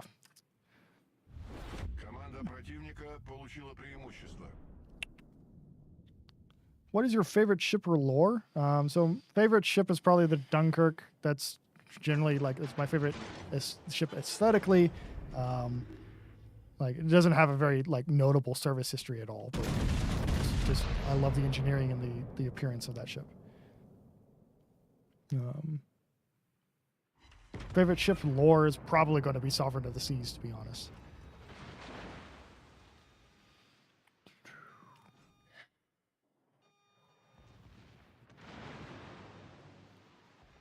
I have to say, chat, this is the last battleship only stream I'm doing ever.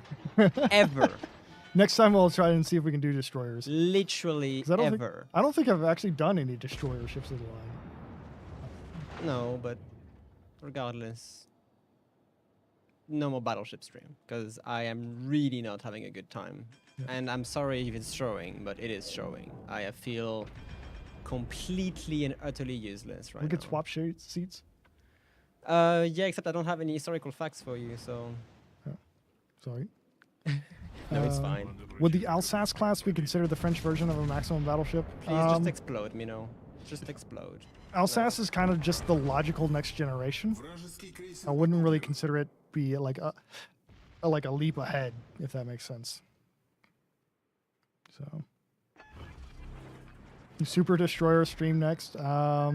I don't really want to do Super Destroyer streams. The first DD ship of the line is just blip reading Fletcher names for 2 hours. And if that doesn't take 2 hours, then I'll add the Clemson class in as well with 150 extra names.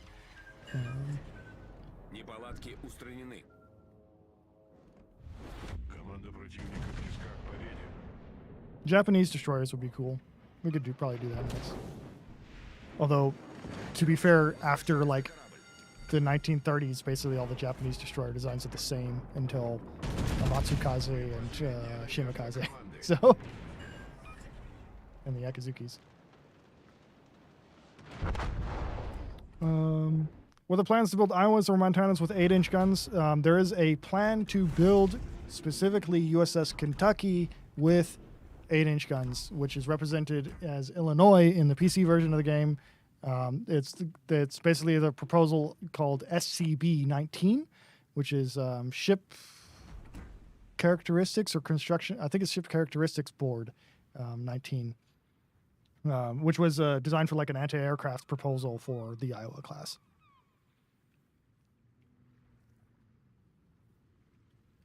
All right, I'm just gonna send one more game, and Rodney was announced on PC, but Ark Royal, there's no news on Ark Royal returning to Legends at this point. Weren't there talks to arm Great Eastern at some point? Yes. There was like a brief consideration to make a ram ship version of Great Eastern, but it was not a serious proposal, if that makes sense.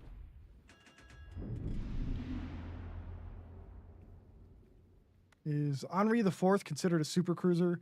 Henri IV is kind of a made-up design, so I don't know. I wouldn't really consider it a super cruiser. It's just a really big, heavy cruiser. Dr. Wing, it's pronounced Alsace. Alsace. That's how the ship is pronounced. Yeah, it's not the easiest, not the hardest. I emphasize the S more than the Z sound because I'll say Alsace. Yeah, you cannot do say Alsace. Yeah, it's Alsace. That's how you pronounce it in French, at least. It's not Alsace, it's Alsace. But at the same time, different people in France itself might pronounce it another term as well. So, New Hampshire is not an 8-inch gun Montana. New Hampshire is a 14-inch gun Montana, which there was a design for a 14-inch gun Montana. I don't know, or smaller, lesser-known navies with maximum battleship designs. I'm not really aware of any that really fit the concept. There's some big designs for Brazil, but they're basically just a slightly bigger Queen Elizabeth. So, yeah, it is not named after the Italian fashion designer Gianni Alsace. It's not related.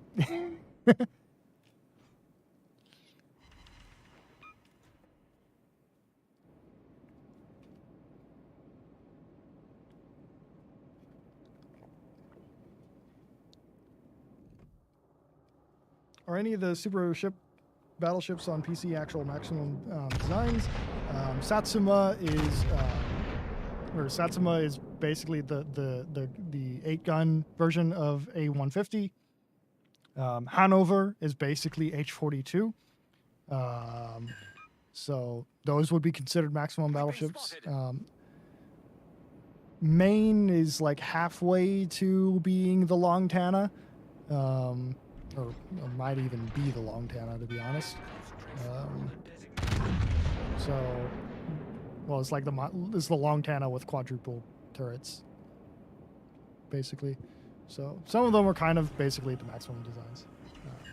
Ushakov is just an even more enhanced Project 24, so yes, I would consider it to be. Patrie is not a real design, so.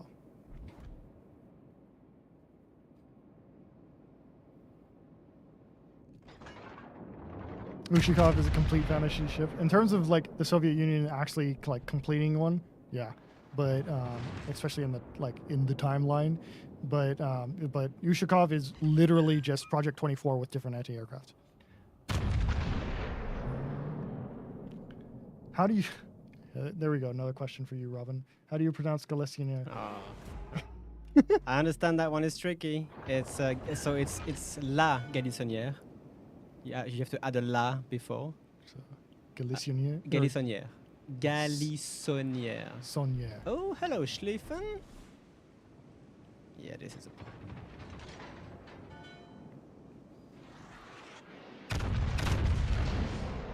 problem. And for the estimate on the Longtana was designed with 320,000 horsepower. So like 320 for context. Iowa class battleships have 212,000 horsepower officially. You can push it a little more than that, but and officially, the Nimitz class carriers have 280,000 shaft horsepower, and the estimate for the Gerald Ford class carriers is roughly 340 something thousand shaft horsepower. So having 320,000 in the 1940s would be pretty insane, to be honest.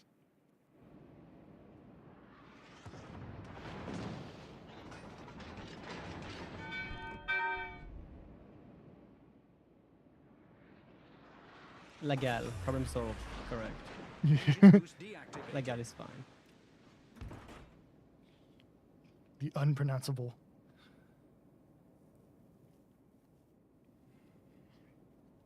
Yeah, like what is the hardest ship to pronounce in the game? The hardest ship to pronounce? Yeah, like, probably what's- some German ships, I'm sure. Yeah, probably like I don't know. German's relatively easy to pronounce. Might be Grimyashi. I mean, Gremiachi, it's okay. It's more like, for example, if you hear something like, if you want to pronounce it correctly, you know, Friedrich de Gross, I can't do it. Yeah. Oh, okay. Yeah. For you, You know, yeah. like Friedrich, like there's a lot of different Yeah. tonalities on this. What's the Longtana's real design called? BB-65-8. Deco is right. It's Oktabriskaya Oh, Oktyabrskaya Revolution. or something along the line of that. Yeah. Yeah. It's I'm missing some of the rolling, but it's essentially Oktyabrskaya Revolution. Yes. Do design C's cruisers stack up well with the Worcester and Shafayev classes? Yes. Essentially, they stack up pretty well against Worcester and Shafayev. That is disgusting. Nice little smack there. That is disgusting. You're above two islands.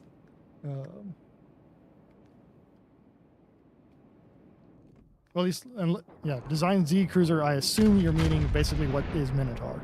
So, Republic is not as far as I'm aware is not a real design. Republic is basically what if we took the Gascogne class and then upgraded it with one of the hypothetical guns that France designed Engine boost activated. for 16-inch guns. So.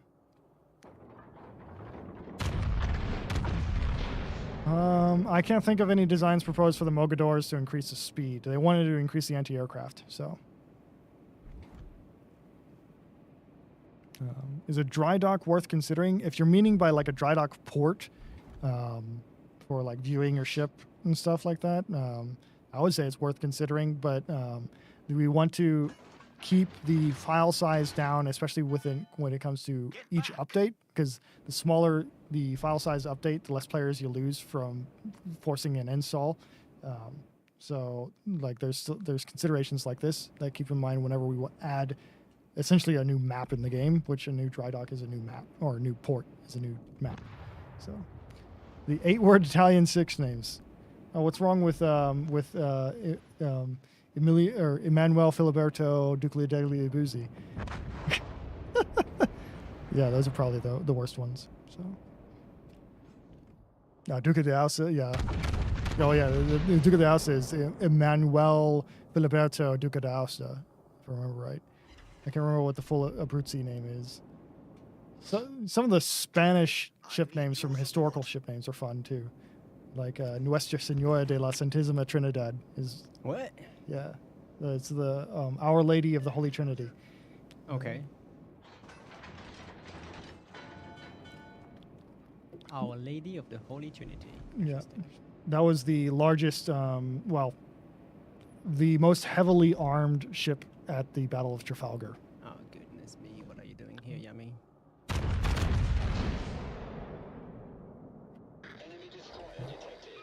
Yeah, Santissima Trinidad is my favorite complicated name because I think I pretty well pronounce it, but it's like still complicated. So, longest ship name in history. There's probably going to be some absurd yacht. It's probably some Welsh yacht somewhere.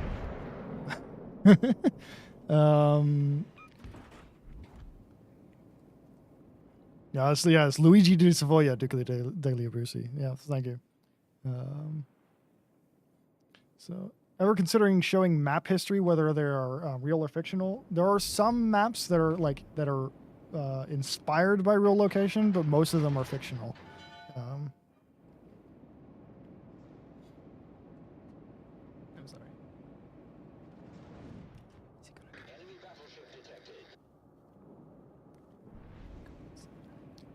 Oh, there's a Shima too. So, Fun. when it comes to free DLCs for ports and things like that, anytime you have to deal with DLCs, you're looking at dealing with getting it approved and working through the platform system, which brings its own inherent complexity to it. So, seems like a good idea on paper. I don't know how easy it is to execute. So.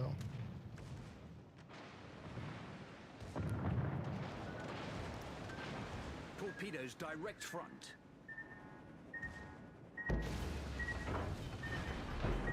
We've split the leak. We're filling up fast. Goodness, of course.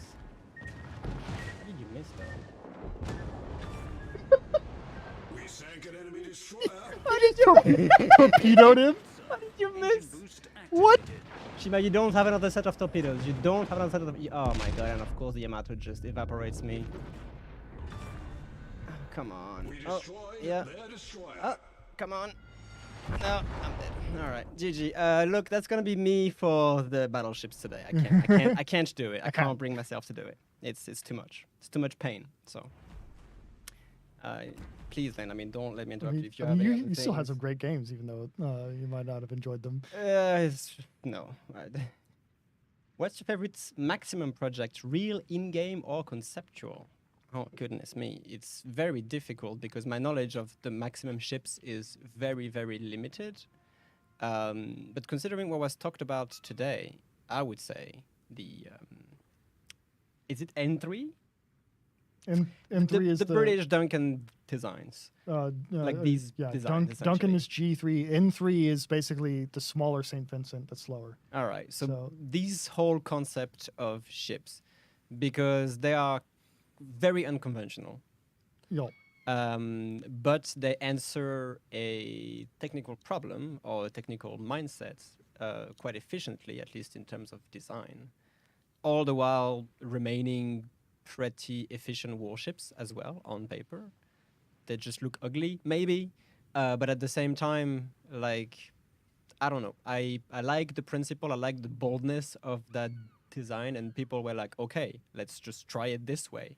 Yes, it's unconventional. Yes, it looks ugly, but I mean, Nelson exists. So yeah, like the thing I love with like those ship designs with G3 and N3 and I3 and all those is that like essentially they would just like, let's just throw the normal out and then start from scratch. start like of course they didn't really start from scratch, but like they were just essentially like, let's just do away with everything that we know and have done for the past 10 15 years, and then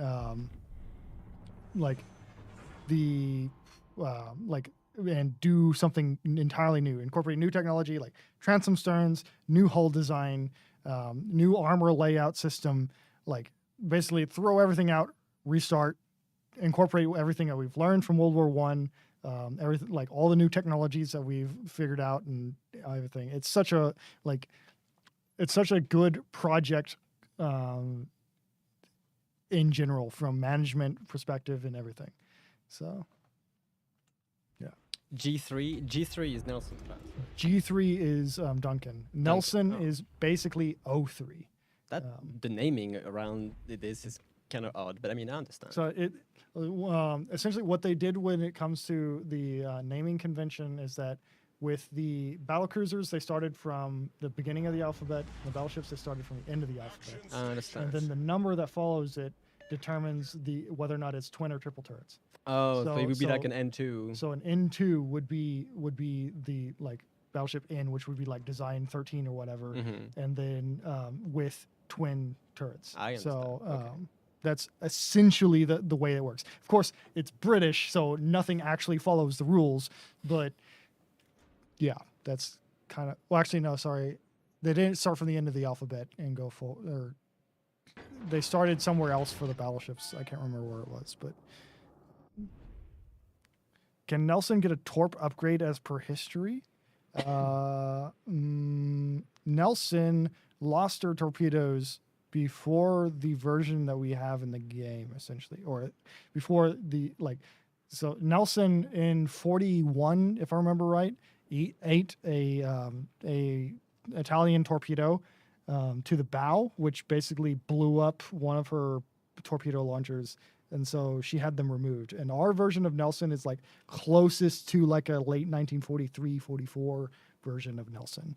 So what happened to Nelson in the end?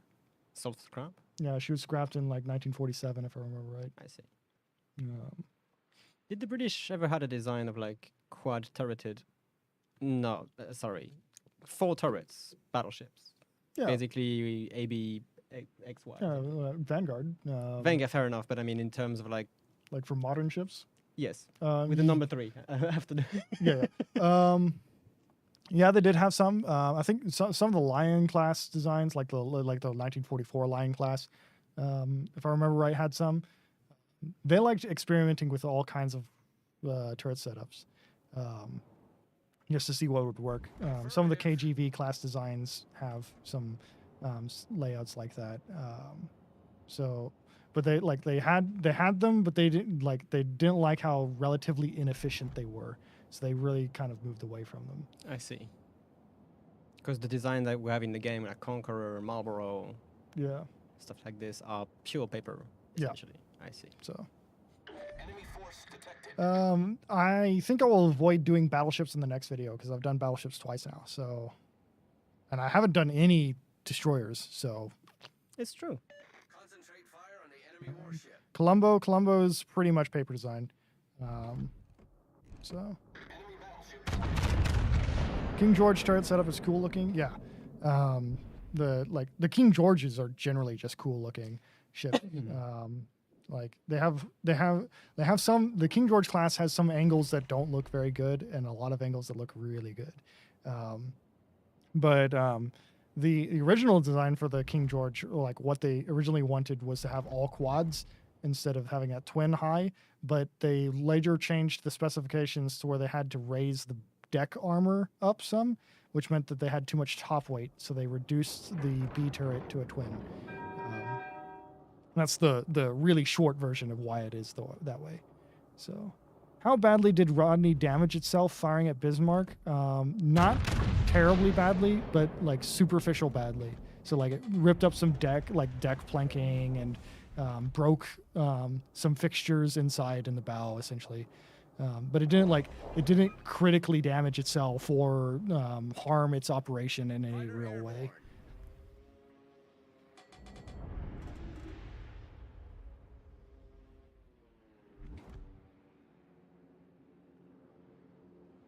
The history of wars, but yeah, we kind of went away from. Oh, sorry. How about France? Has France had any? Do you? Sorry. Did France had any super battleship project or maximum battleships project that way? Nice.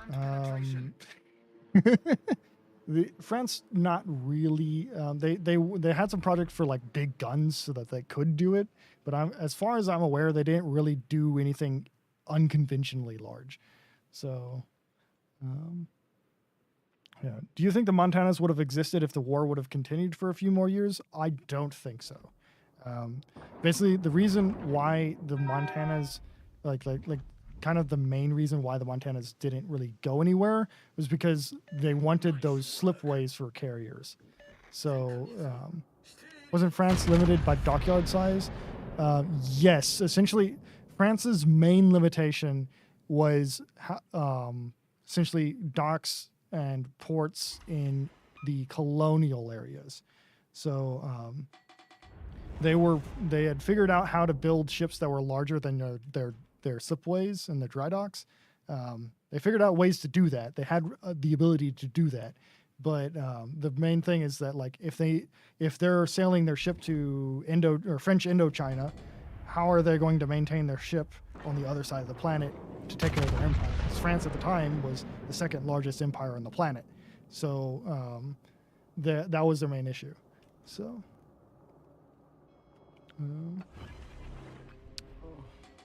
Do you think the Montanas would have been retained over the Iowas if they had been built? No. Reason being is that the Montanas would essentially be too slow to be useful in the post-war environment, especially like in the Cold War environment. Like they would be retained, of course, like in reserve, essentially where you would see the South Dakota class retired earlier than normal. Iowas weren't really chosen over them. Iowas kind of come before the Montanas, so.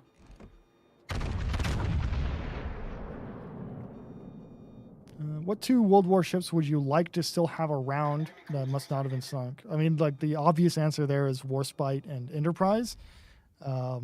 But considering the state of the ships, that both ships were just completely shelled by wartime damage and stuff like that. Like if I put myself in the seat of I am the museum curator of HMS Warspite in 2020, I don't want to be in that position, or for Enterprise for that matter, because they were just so worn out by the end of the war that. So like if we exclude those 2, of course I'm not saying that they shouldn't have been kept as museum ships. I just saying they would have been really, really expensive to maintain. The ships that I would like to still have around, I would like to have Yukikaze around, the Japanese destroyer. She could have been saved as a museum ship, and they kind of wanted to try and do it. Main turret critically damaged. I would have liked to have her around, or maybe one of the German ships. Oh no, actually no, probably like Richelieu. Honestly. But Richelieu also would have been a pain in the butt to maintain. So.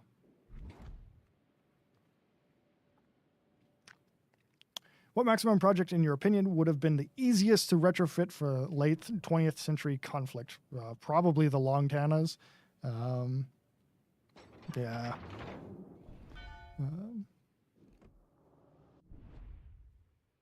Teammate, I need your support. I don't think Warspite's broken turret was ever fixed, but it was scrapped. No, it wasn't.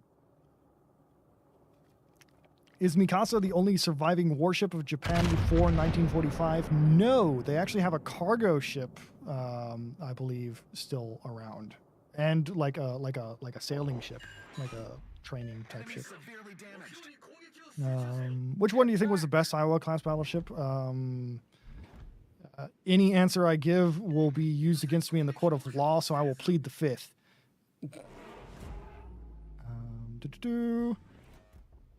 Yeah, Sultan Yavuz, or Yavuz Sultan Selim would have been cool to see.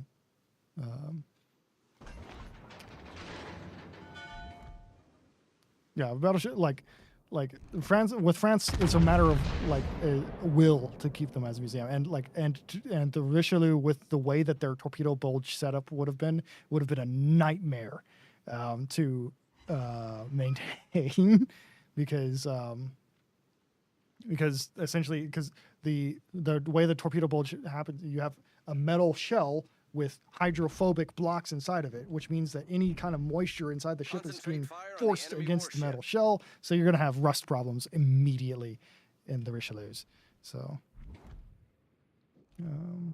Flip, are you going to see Mikasa this month? Yes, I will be seeing Mikasa, I think, on the 29th of March, but I'm not certain of that.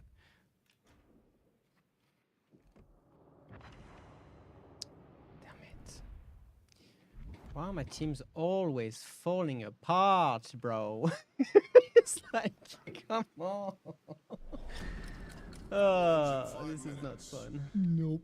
Yeah, it's like team just falling apart, one It's after all the other. over, but try. And I don't know what I can do about that. Yeah. Please eat some torpedoes. Yeah. Wish I could go see New Jersey in dry dock. Me too. By the way, guys, New Jersey is moving on the 21st. So that is next week. So if you want to see that, it's the first time in 30 years that New Jersey has ever been moved. So that I imagine that probably they're going to have a live stream just like they did with Texas. So keep an eye out on the 21st of March. They're moving in New Jersey.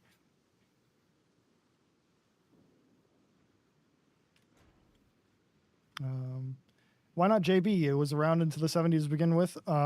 Which is basically the same problem with, or JB has the same problem with Richelieu in terms of the rusting I was talking about, potentially, but also French political will. Is TLDR. The museum ships are not part of, I guess, France's culture, if that makes sense.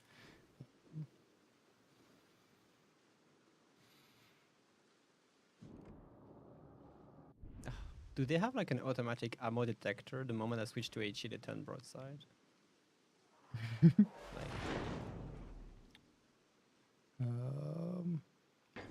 What's my favorite battleship at legendary tier?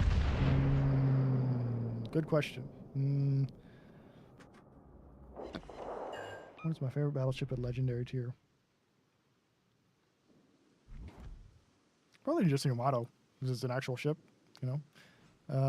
Which class of battleships built to comply with Washington Treaty standards was the best?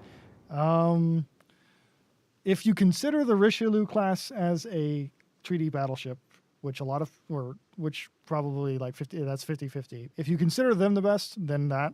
If not, then the South Dakotas easily. Like the South Dakotas are basically the best treaty battleship package you can get.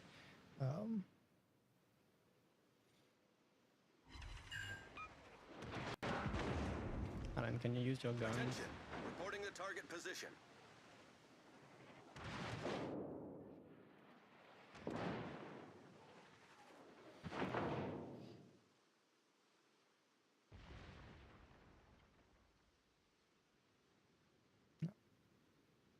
Yeah, warship museums are irreplaceable time capsules. The only problem with them is that they are very excessively expensive irreplaceable time capsules. So, in an already relatively niche audience.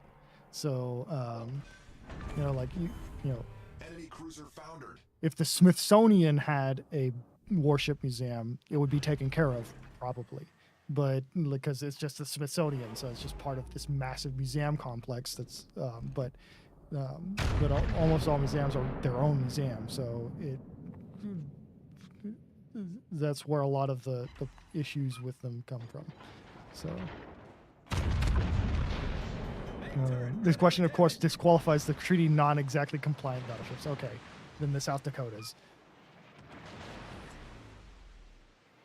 Unless you disqualify them for having 16-inch guns, in which case the only options are technically the Nelsons, the KGVs. The Nelsons have 16-inch guns, but they had them before they were illegal.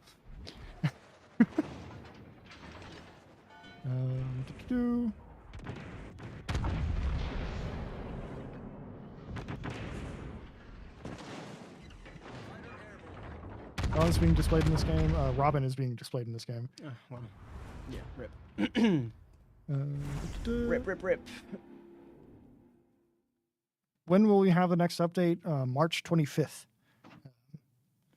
Generally speaking, like 95% of the time, the next update happens when the end of the campaign comes. So More or less. you can line it up with that, usually. Sometimes we'll have 2 campaigns in an update, but that's pretty rare, especially these days. So, But yeah, we should find the next topic for the Ship of the Line, because yeah. I mean, we've covered a lot of things already. I think this is maybe like the 10th edition or more. Yeah, I have no Something idea how like many we've that. done. We've been doing it for the past 3.5 years now. Yeah, and I'm sorry if I wasn't that engaged in, like, I highly prefer Ships of the Line, where we basically check like a full line and we can actually enjoy low tier as well. Yeah, sorry. 2.5 hours of high tier is a bit jarring.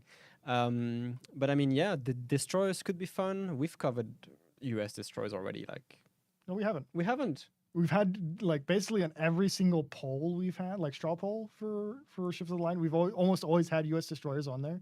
All right, Never then gets any votes. that is official. That is the next one, and it will be mostly Fletchers. All right, fine. We'll do U.S. destroyers. We have the book over here somewhere. Yeah, we do. What do you think?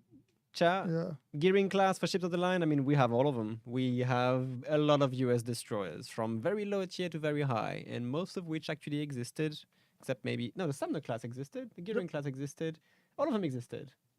Nicholas didn't. Nicholas didn't, but we have Summers which existed.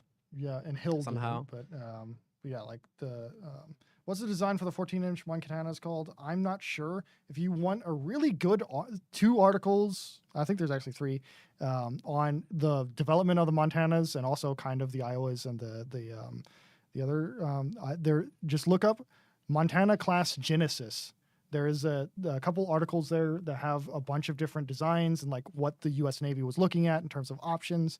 So there's a lot of cool stuff in those couple articles. Do recommend. Yeah, most of my resources this time you can find online. Essentially, I didn't have time to go deep into books this time. So I apologize for that. It's all right. It's a difficult theme because we don't have that many ships we can actually showcase that are in the game. Out of all these designs, you know, we have interpretations of such designs, but it kind of ends there. So yeah. The grandfather served on a gearing class actually. The fetch teller. Perhaps. I steered DD8 to 52 for like 15 seconds. Hey, that's your 15 seconds of fame, if that makes sense. But the other idea was to fun. make a stream on mass-produced successful designs. But I mean, it would end. Yeah. It would be the Clevelands, it would be the Fletchers, it would be the Clemsons. Yeah, some of the Royal Navy ships. Yeah, and that's The Congos, you could probably say, pretty successful. mass-produced though. I mean, 4 for a battleship is It's a lot. Like if you think about it, like the largest battleship classes are like 5 or 6. Fair enough. So because basically there's 5 QEs. There were supposed to be 6. There was supposed to be 3 Admiral class, and there was only Hood. Yeah, So, there was supposed to be 8 Rs. Yeah. There's supposed to be. Let's see if I can name all the R's: Revenge, Ramillies, Royal Sovereign, Royal Oak. Revenge, Ramillies, Royal Sovereign, Royal Oak. He cannot. There's a 5th one. I'm missing it. Chat will help you, I'm sure. Revenge, Ramillies, Royal Sovereign, Royal Oak. Or is it Royal? No, it's not Royal. It's not one of the Royals. It's God dang it. The suspense is killing me. Yeah. It's all right. Resolute. That's Oh, it. here we go. Resolution. See? It's Resolution. It's Resolution. Resolution. Resolution is the 5th, and then you have Resistance, Renown, and Repulse, which Resistance is completely canceled. Then Renown and Repulse are reorganized as battlecruisers.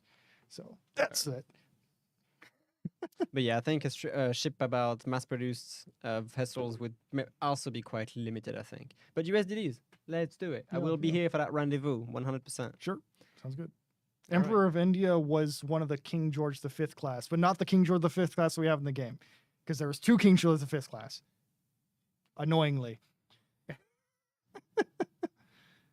And I'm probably wrong. It's probably an Iron Duke.